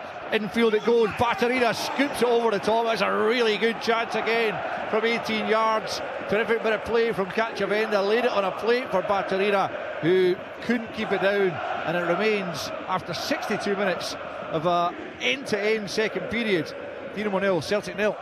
Yeah, I mean, they've looked threatening, Dinamo, certainly in the last 10-15 minutes, but I think every attack they've had, they've got one thing in common. It looks like a team that don't have that confidence or belief. You know, Cacciavenda, when he runs through there, just keep going. He goes and, you know, squares the ball, and then Batterina, look, we know he's a good player, but I think just go and commit Trusty. Trusty's come out of his spot, go and commit him. Flash that across goal and ask a different problem every single time. It's come down the right, it's been a cut back, pass inside to the edge of the box and try and score a wonder goal or work a great opportunity from a already really good opportunity. So Celtic, you know, have to be wary, because it's a good pass, really good touch. Callum McGregor just mistimes the interception, and they're running at that back line, but they're there to be taken. Carter Vickers infield for McGregor in the centre circle, plays it forward for Hatate, central area, spins and looks for a pass to Paulo Bernardo, who goes back the way to Carter Vickers, just at the edge of the centre circle. Again, McGregor comes short and offers himself, and then Ralston again back to Carter Vickers. 63.5 played. You're listening to Sports Sound on BBC Radio Scotland and 5 Sports Extra. 0-0 between Dinamo Zagreb and Celtic in this Champions League Matchday 6 game. Carter Vickers picks up once more just inside the Dinamo half. Callum McGregor says, I'll take it, despite the fact that Batterina's right on him, but he's steady, chooses Hatate, and Hatate moves away from Cacciavenda up towards the edge of the penalty, tries to slide the pass. Was he fouled as he tried to do that? The referee says there was nothing in that, and a couple of changes are going to be made here. Arne Engels and Luke McCowan are going to come on. Real Hatate is the first Celtic player who's going to be replaced, and I guess it'll be Paulo Bernardo as well. Indeed it is. So Engels and McCowan on for Hatate and Bernardo. No real surprise in that. Let's get the views so far in this second half of Packie Bonner. Have you liked what you've seen so far in this second period, Pat? Yeah, well, the tempo's gone up, hasn't it? You know, both teams know that they could win this game. Celtic, you know, again, not creating maybe enough, but the other team, Dino, look a little bit dangerous now. They're starting to hit them more in the counter-attack, and there's a couple of big chances on the edge of the box for Batterina, who looks a young player, but looks a very good prospect to go on and emulate some of his Croatian international players. Breaks forward well, does a really good disciplined job also on McGregor, and works from that point, and they are dangerous. So yeah, Celtic just got to, now those changes got to come in, and they've got to fit back in to the way the Celtic are playing, and fresh energy coming into the team. Thanks, Packie. Still 0-0 then. 65 played as Dinamo come forward on the right hand side through the captain Bristovski.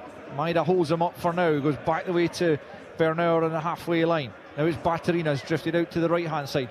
Engels is with him. Batterina tries to step away from the Belgian. Maida's helping out. Did that come off the arm of Maida? Yes, it did, says the officials. And it'll be a free kick to Dinamo. Good position this, just a couple of yards in from the touchline right hand side, but well advanced, just about 22 yards maybe from the goal line. And this is a chance as we await the opening goal. The attendance given is 18,158, and no goals for them to enjoy as yet, but Batterina will try and provide something for the majority of the home fans to welcome it. Comes all the way through to Teofil Catarines, forced back the way though, and Celtic have pinched it. It's McCowan who tries to lead the counter-attack. Bernauer trying to stay with him, comes off the heel eventually of Teofil Catarines, who wasn't at all pleased with the quality of the delivery there from Batterina. I don't think, behind everyone, and another chance really passed up by Dinamo on this occasion. Yeah, it was such a poor ball. You know, they're lined up, they're trying to, you're expecting Batterina to try and whip it in front of the Celtic defence, allow his teammates to go and attack it, and it goes all the way to the back post and to Teofil Catarines, who, if it's on his head, I'm not saying he's a bad player, but the way it bounces up, it's an awkward one for him to take, for a defender to take. You want that to fault maybe a forward. Celtic nearly break. Engels has pinched it here on the left hand side, and Celtic powering bodies forward. Engels still has it though, slides it infield now to McCowan. McCowan out to the right hand side to Kuhn inside the penalty area. On the overlap there is Ralston, but he's got the cross all wrong, and a really good opportunity there to put a dangerous ball in, and Ralston couldn't deliver, and it's behind for a goal kick. We've played almost 3/4 of this game now, and it's still Dinamo 0, Celtic 0. Could still go either way. Yeah, such a poor ball from Ralston. Good play from Engels initially to win the ball in the halfway line and drive forward. And when it comes to McCowan, who plays in Kuhn, I understand Ralston needs to go and get round him, but he just at no point slows down, and he tries to hit it first time. It didn't look like it was a great pass, I have to say, from Kuhn for Ralston to go and hit it first time. So then just take a touch, you're running forward anyway. It's such a good opportunity, a good position for Celtic, just poor execution.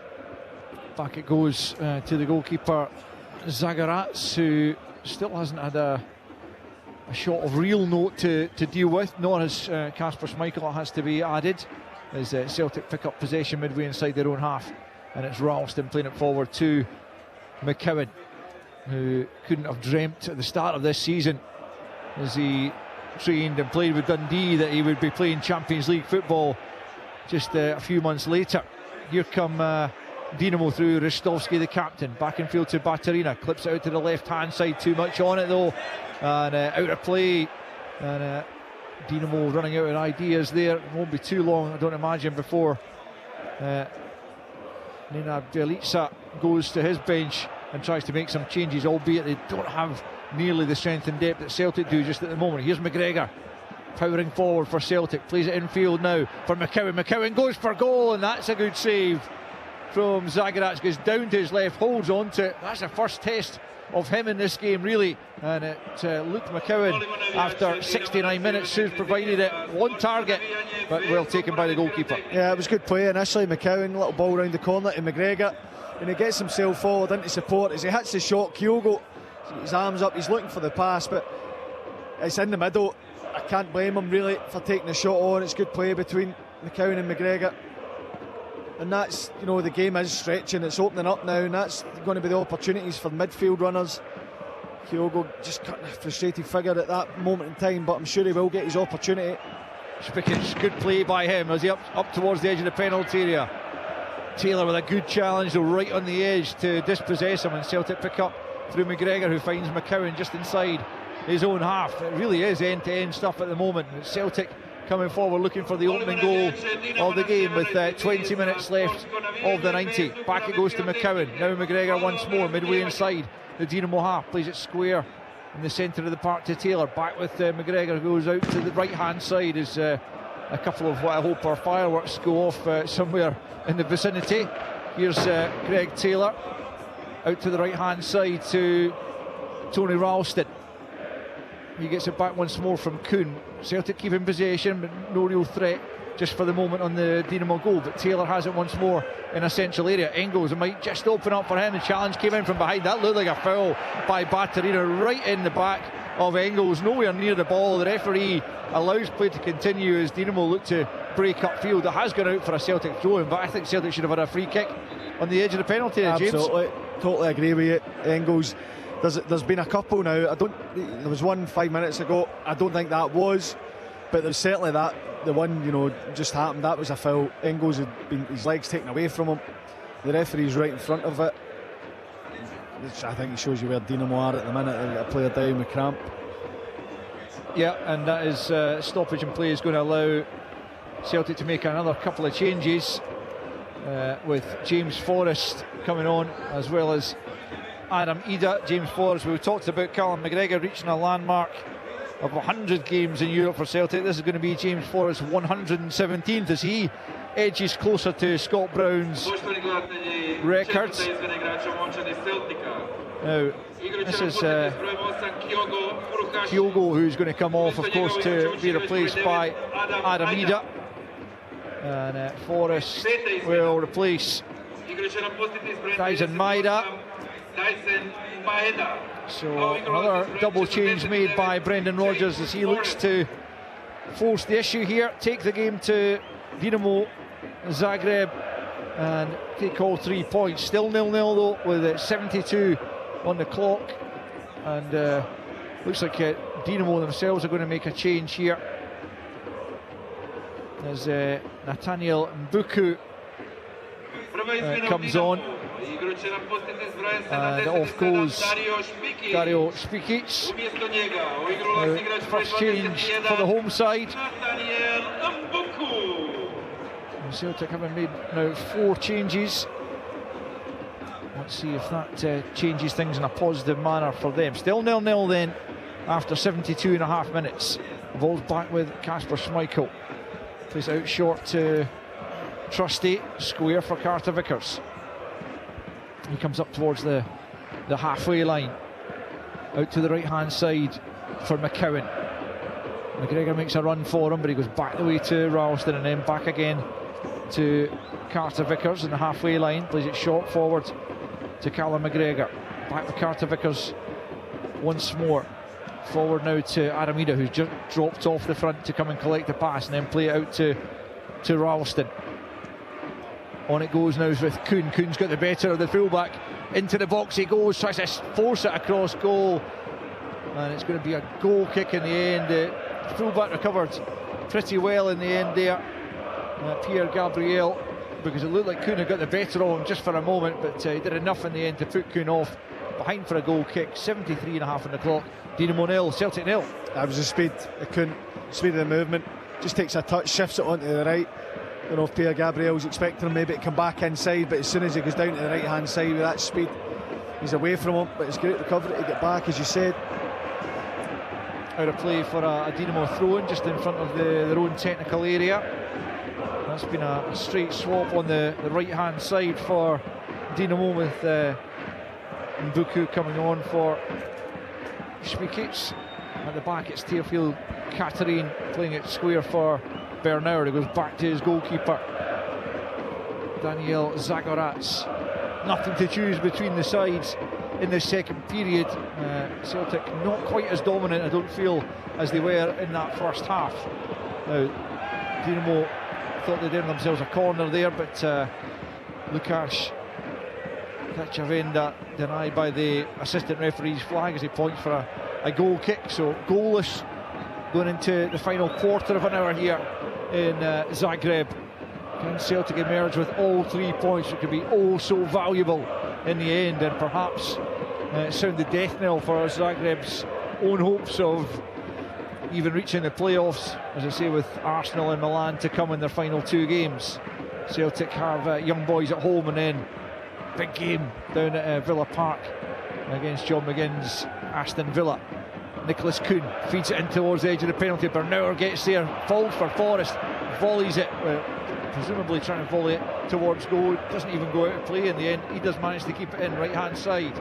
Now he finds Ralston back with Ida, but that's gone out of play, and so it'll be a Dinamo throw in midway inside their own half, left hand side. Quarter of an hour to play. Dinamo 0, Celtic 0. Yeah, I'm trying to think of what would have been worse there if I was in that situation. Now that the ball went out for a throw in, or one of my teammates caught it. I'm not so sure. It's not an easy one. It's dropping to James Forrest. He takes it too early, slices it, it goes high and wide. Ida manages to keep it in. Here is Ida, midway inside the Dinamo half, spinning and looking for options. Goes back the way to Callum McGregor, who plays it out to the left to Taylor. Taylor further to his left to James Forrest. Forrest up against the captain Ristovski. Tries to take him on the outside. Left-footed cross to the near post. Is headed away by Bernauer and then picked up at the edge of the box by Kachavenda.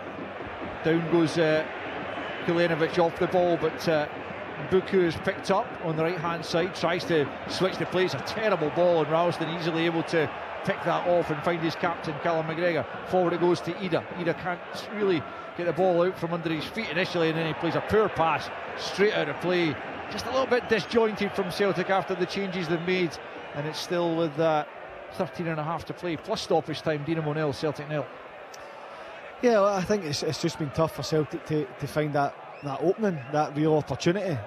Whether it's been the changes or not, Dinamo have now got probably a bit more intent to go forward and cause their own problems, which they haven't really been able to do to a great extent. It can be difficult. The game, I think, will continue to open up. And it's about that patience and being decisive in the moments that matter. Here's Engels. Back to Taylor and then forward to McGregor up to the edge of the penalty area. McCowan was strongly challenged. They took a sore one where he's lost possession and Dinamo can break. And it's Ristovski out to the right hand side to Mbuku. Mbuku to the angle of the box.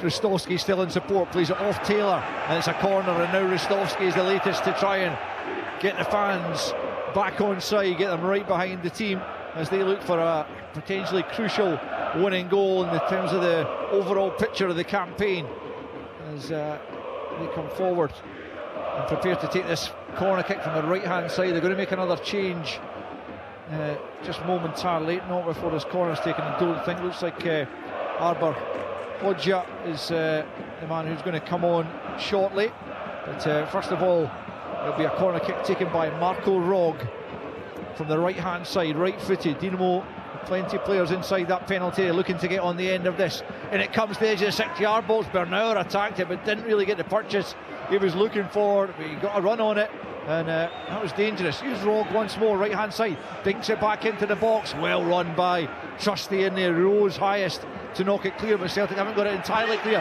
Here's a chance for Mbuku inside the penalty area. Down he goes, Michael clears, and the referee indicating that the ball was taken there as Celtic just looked a little bit panicky there a couple of times, but the ball is cleared to safety as Brendan Rodgers just out of the edge of his technical area, urging calm in there to ensure, because the last thing they want is to come away from this game with nothing. It's a vital challenge from Greg Taylor. Perfect. He's the wrong side and Booker's inside him, and he just manages to get there, takes the ball. It's a great challenge, and Booker's just about to open up and get his shot away. But you're absolutely spot on. The game is getting far too open for Celtic's liking, and certainly, you know, defensively. But these are where you need your big players to step up in the big moments. And if Celtic can get the goal here and win the game, then you would have to say it's a fantastic, you know, night for them. It certainly would be. Just under 11 minutes of the 90 remaining. Dinamo Zagreb 0, Celtic 0, as Arber Hodja just stands ready to come on. I think they're shouting back another couple of subs as well, but it will just be, I think, Hodja for the time being, as Engels has it infield from the left hand side. He comes, McCowan tries to spin away from his marker. Ida looked like he was being grappled with there, but again the referee says play on, nothing wrong with the challenge. Looked like it was pretty hard done by there, but here come Dinamo. It's Ristovski towards the back post, up goes the header. That's a brilliant save from Kasper Schmeichel. Well, the header came in, I think it was from Marco Piazza at the back post, threatening to be the man who undoes Celtic once more. Terrific ball in from Ristovski. Piazza climbed, but Schmeichel tips it over the crossbar, and so it remains. Dinamo 0, Celtic 0. That's a great ball from Ristovski to the back post, and Piazza gets up really early, and it maybe, you know, Kasper Schmeichel's at full stretch. It's in the middle of the goal, but it's still a tremendous save, because that could easily have dipped in under the crossbar. Really good save from Schmeichel. Corner kick from the right hand side then. Celtic with more defending to do here as Rog sends it into the edge of the 6-yard box. Again Bernauer's in there, Celtic can't get it away, and Ristovski it was trying to force it home and he couldn't do it. It's going to be another corner. There's the assistant's point for a goal kick. There's a player down just at the edge of the 6-yard box. Dinamo player it is, I think it might be Bernauer, who went to attack it once again and has taken a knock. He's lying prone just at the moment. I think he'll be okay in the end, but Celtic leading a charmed life just at the moment, having been the dominant side certainly in the first 45. Still very much in the second half, but Dinamo have had their chances second half as well. Yeah, they have. I think that they've looked more likely to be the team to take the lead. I was really worried for Bernauer there for a minute, because when he went down he wasn't moving too much, but I think he's just hurt his side. Yeah, Luka Stojkovic is also going to come on here for Martin Baturina, and also, as I mentioned, Arber Hodja is going to come on. So Baturina and there's Piazza, so who's coming off, who just forced Schmeichel into the biggest save that he's had to make over the course of the game so far. So it will be a goal kick to Celtic as we resume with 8 minutes left to play. And still it's 0-0 between Dinamo Zagreb and Celtic here on Sports Sound in the Croatian capital on both Sports Sound, on both BBC Radio Scotland and indeed BBC 5 Extra. As Carter Vickers plays it out to the right hand side. Back he goes from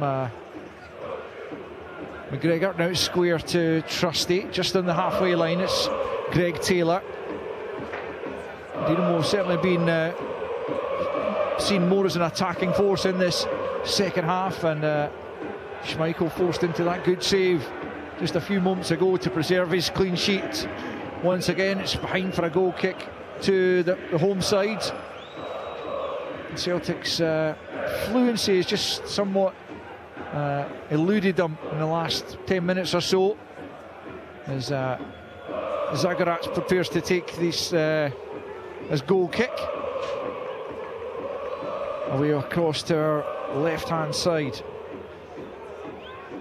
Long he goes over the halfway line. Well won, commanding stuff from Carter Vickers, taken in by Ida. Forrest is to the left of him. Ida comes over to this left hand side, manages to do really well to keep it in himself, and then drives it in towards the near post, but Bernauer, who's back in the field of play and recovered, knocks it out. Still not entirely comfortable, to be faced, kind of limping around there. I mean, taking, I think, a knock to the side, as James said, but it will be a corner on this left hand side.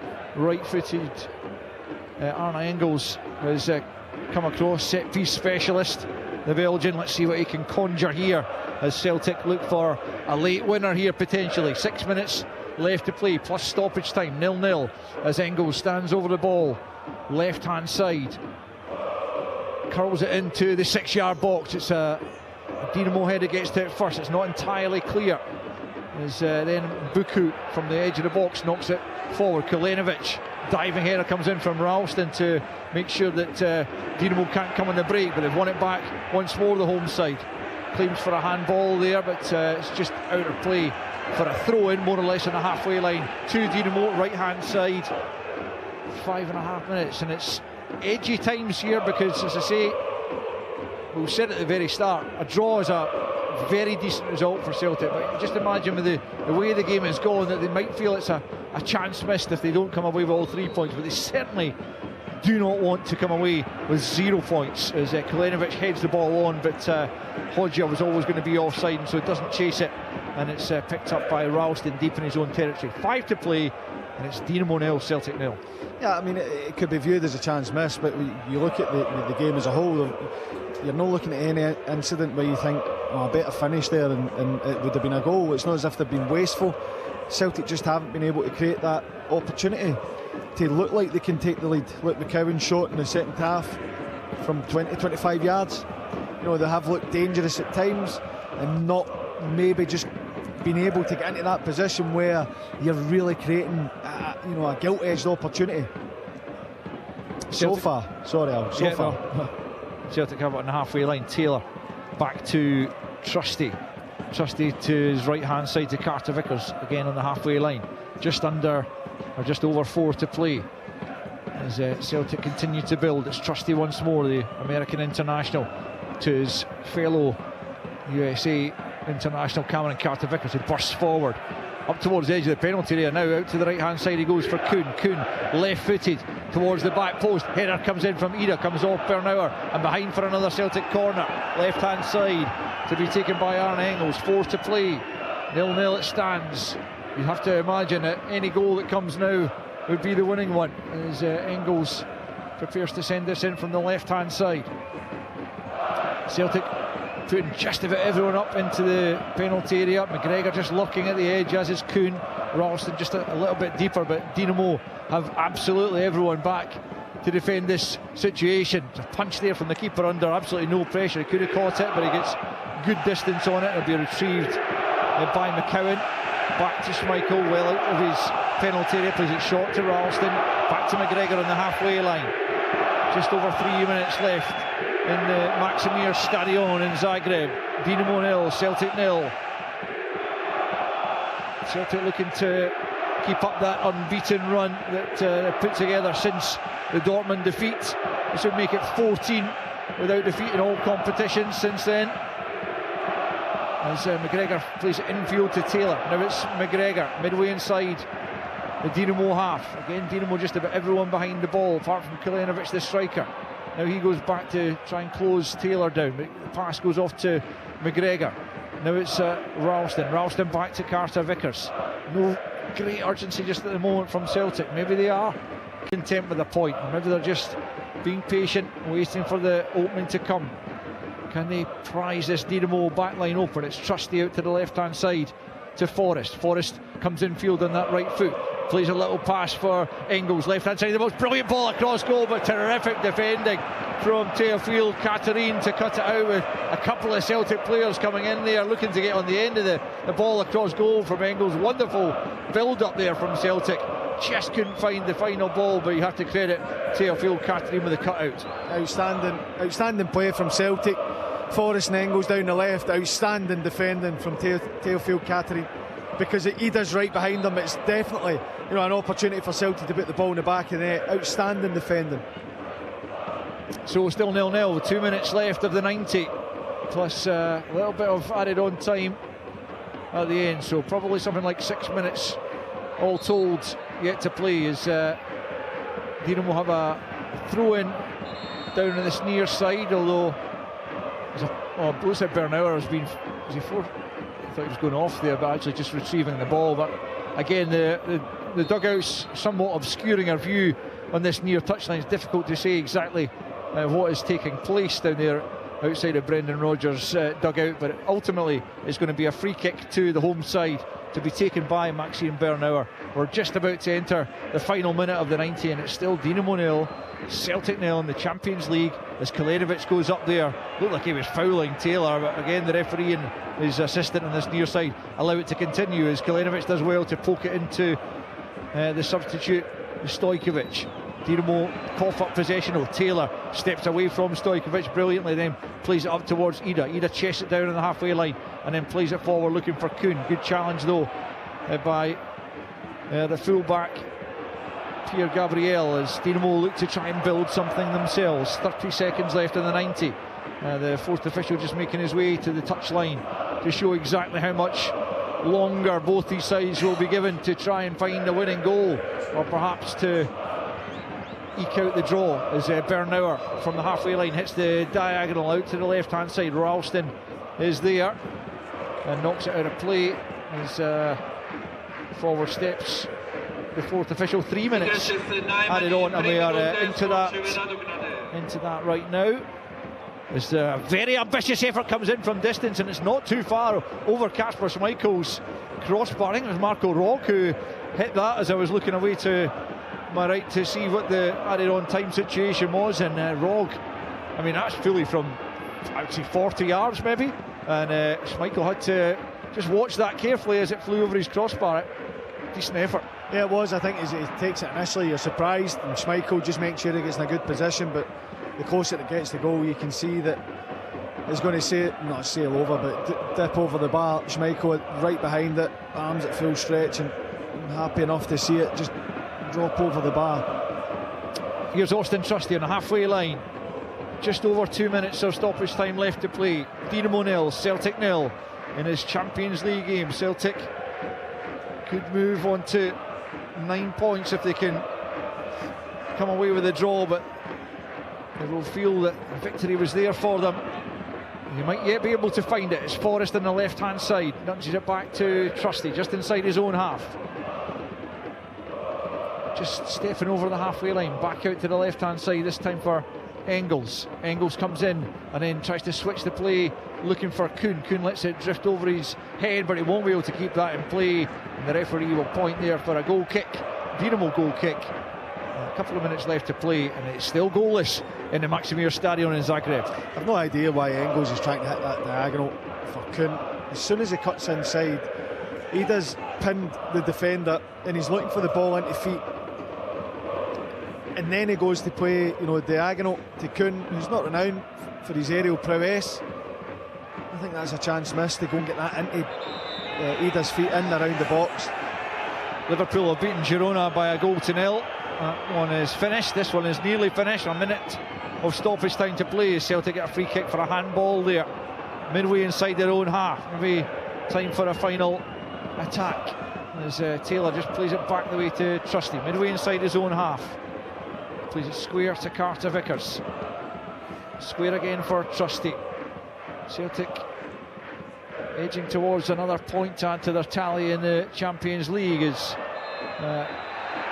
free kick is going to go their way though, in a good position. As Greg Taylor, who's in a very advanced position down the left-hand side, just barged into the back of him, and Celtic have a free kick now, just about 2 or 3 yards in from the left touchline, but only about maybe 25 yards or so from the goal line. And if you're going to get a chance in the last few seconds, it's a decent position from which to put it in, James. Absolutely, and it's a nice time to get a winner, isn't it? Never a bad one, to be fair, but Arne Engels and Luke McCowan stand over this. You imagine it's going to be the right foot of Engels to curl this in from the left-hand side. Can Celtic snatch a dramatic late winner? We've gone beyond the 3 minutes as Engels plays it in towards the back post. It's an easy take for the keeper, disappointing in the end for Celtic, and they'll look to come up the other end and try and snatch it themselves, but the referee's seen enough. It's another goalless draw on their travels for Celtic in the Champions League to back up the point they got in Bergamo against Atalanta. This was a different game altogether, but it's the same outcome. And although they dominated the first half, the second half was a more even affair. No shots on goal in the first period. Celtic did test Zagreb in the Dinamo goal in the second period. Luke McCowan with a shot saved. But equally, there was a Piazza header that Schmeichel had to look lively to tip over the crossbar, as Dinamo could have snatched the victory themselves. So they'll move on to 8 points. That may not be enough with games against Arsenal and Milan to come for them. That could be the end of the point scoring for them. Celtic move on to 9 points in the group, with Young Boys of Bern to come next at home, and so a big chance for them still to reach the playoffs for the last 16. But it'd be interesting to hear Brendan Rodgers' take on this as to whether it's a good point earned or a couple of points that they could have had added on extra to their tally. But all of that to come. We'll have the news conference for you live, all things going well just in the next half an hour or so. But at the Maximir Stadion in Zagreb in the Champions League this evening, it is finished. Dinamo Zagreb 0, Celtic 0.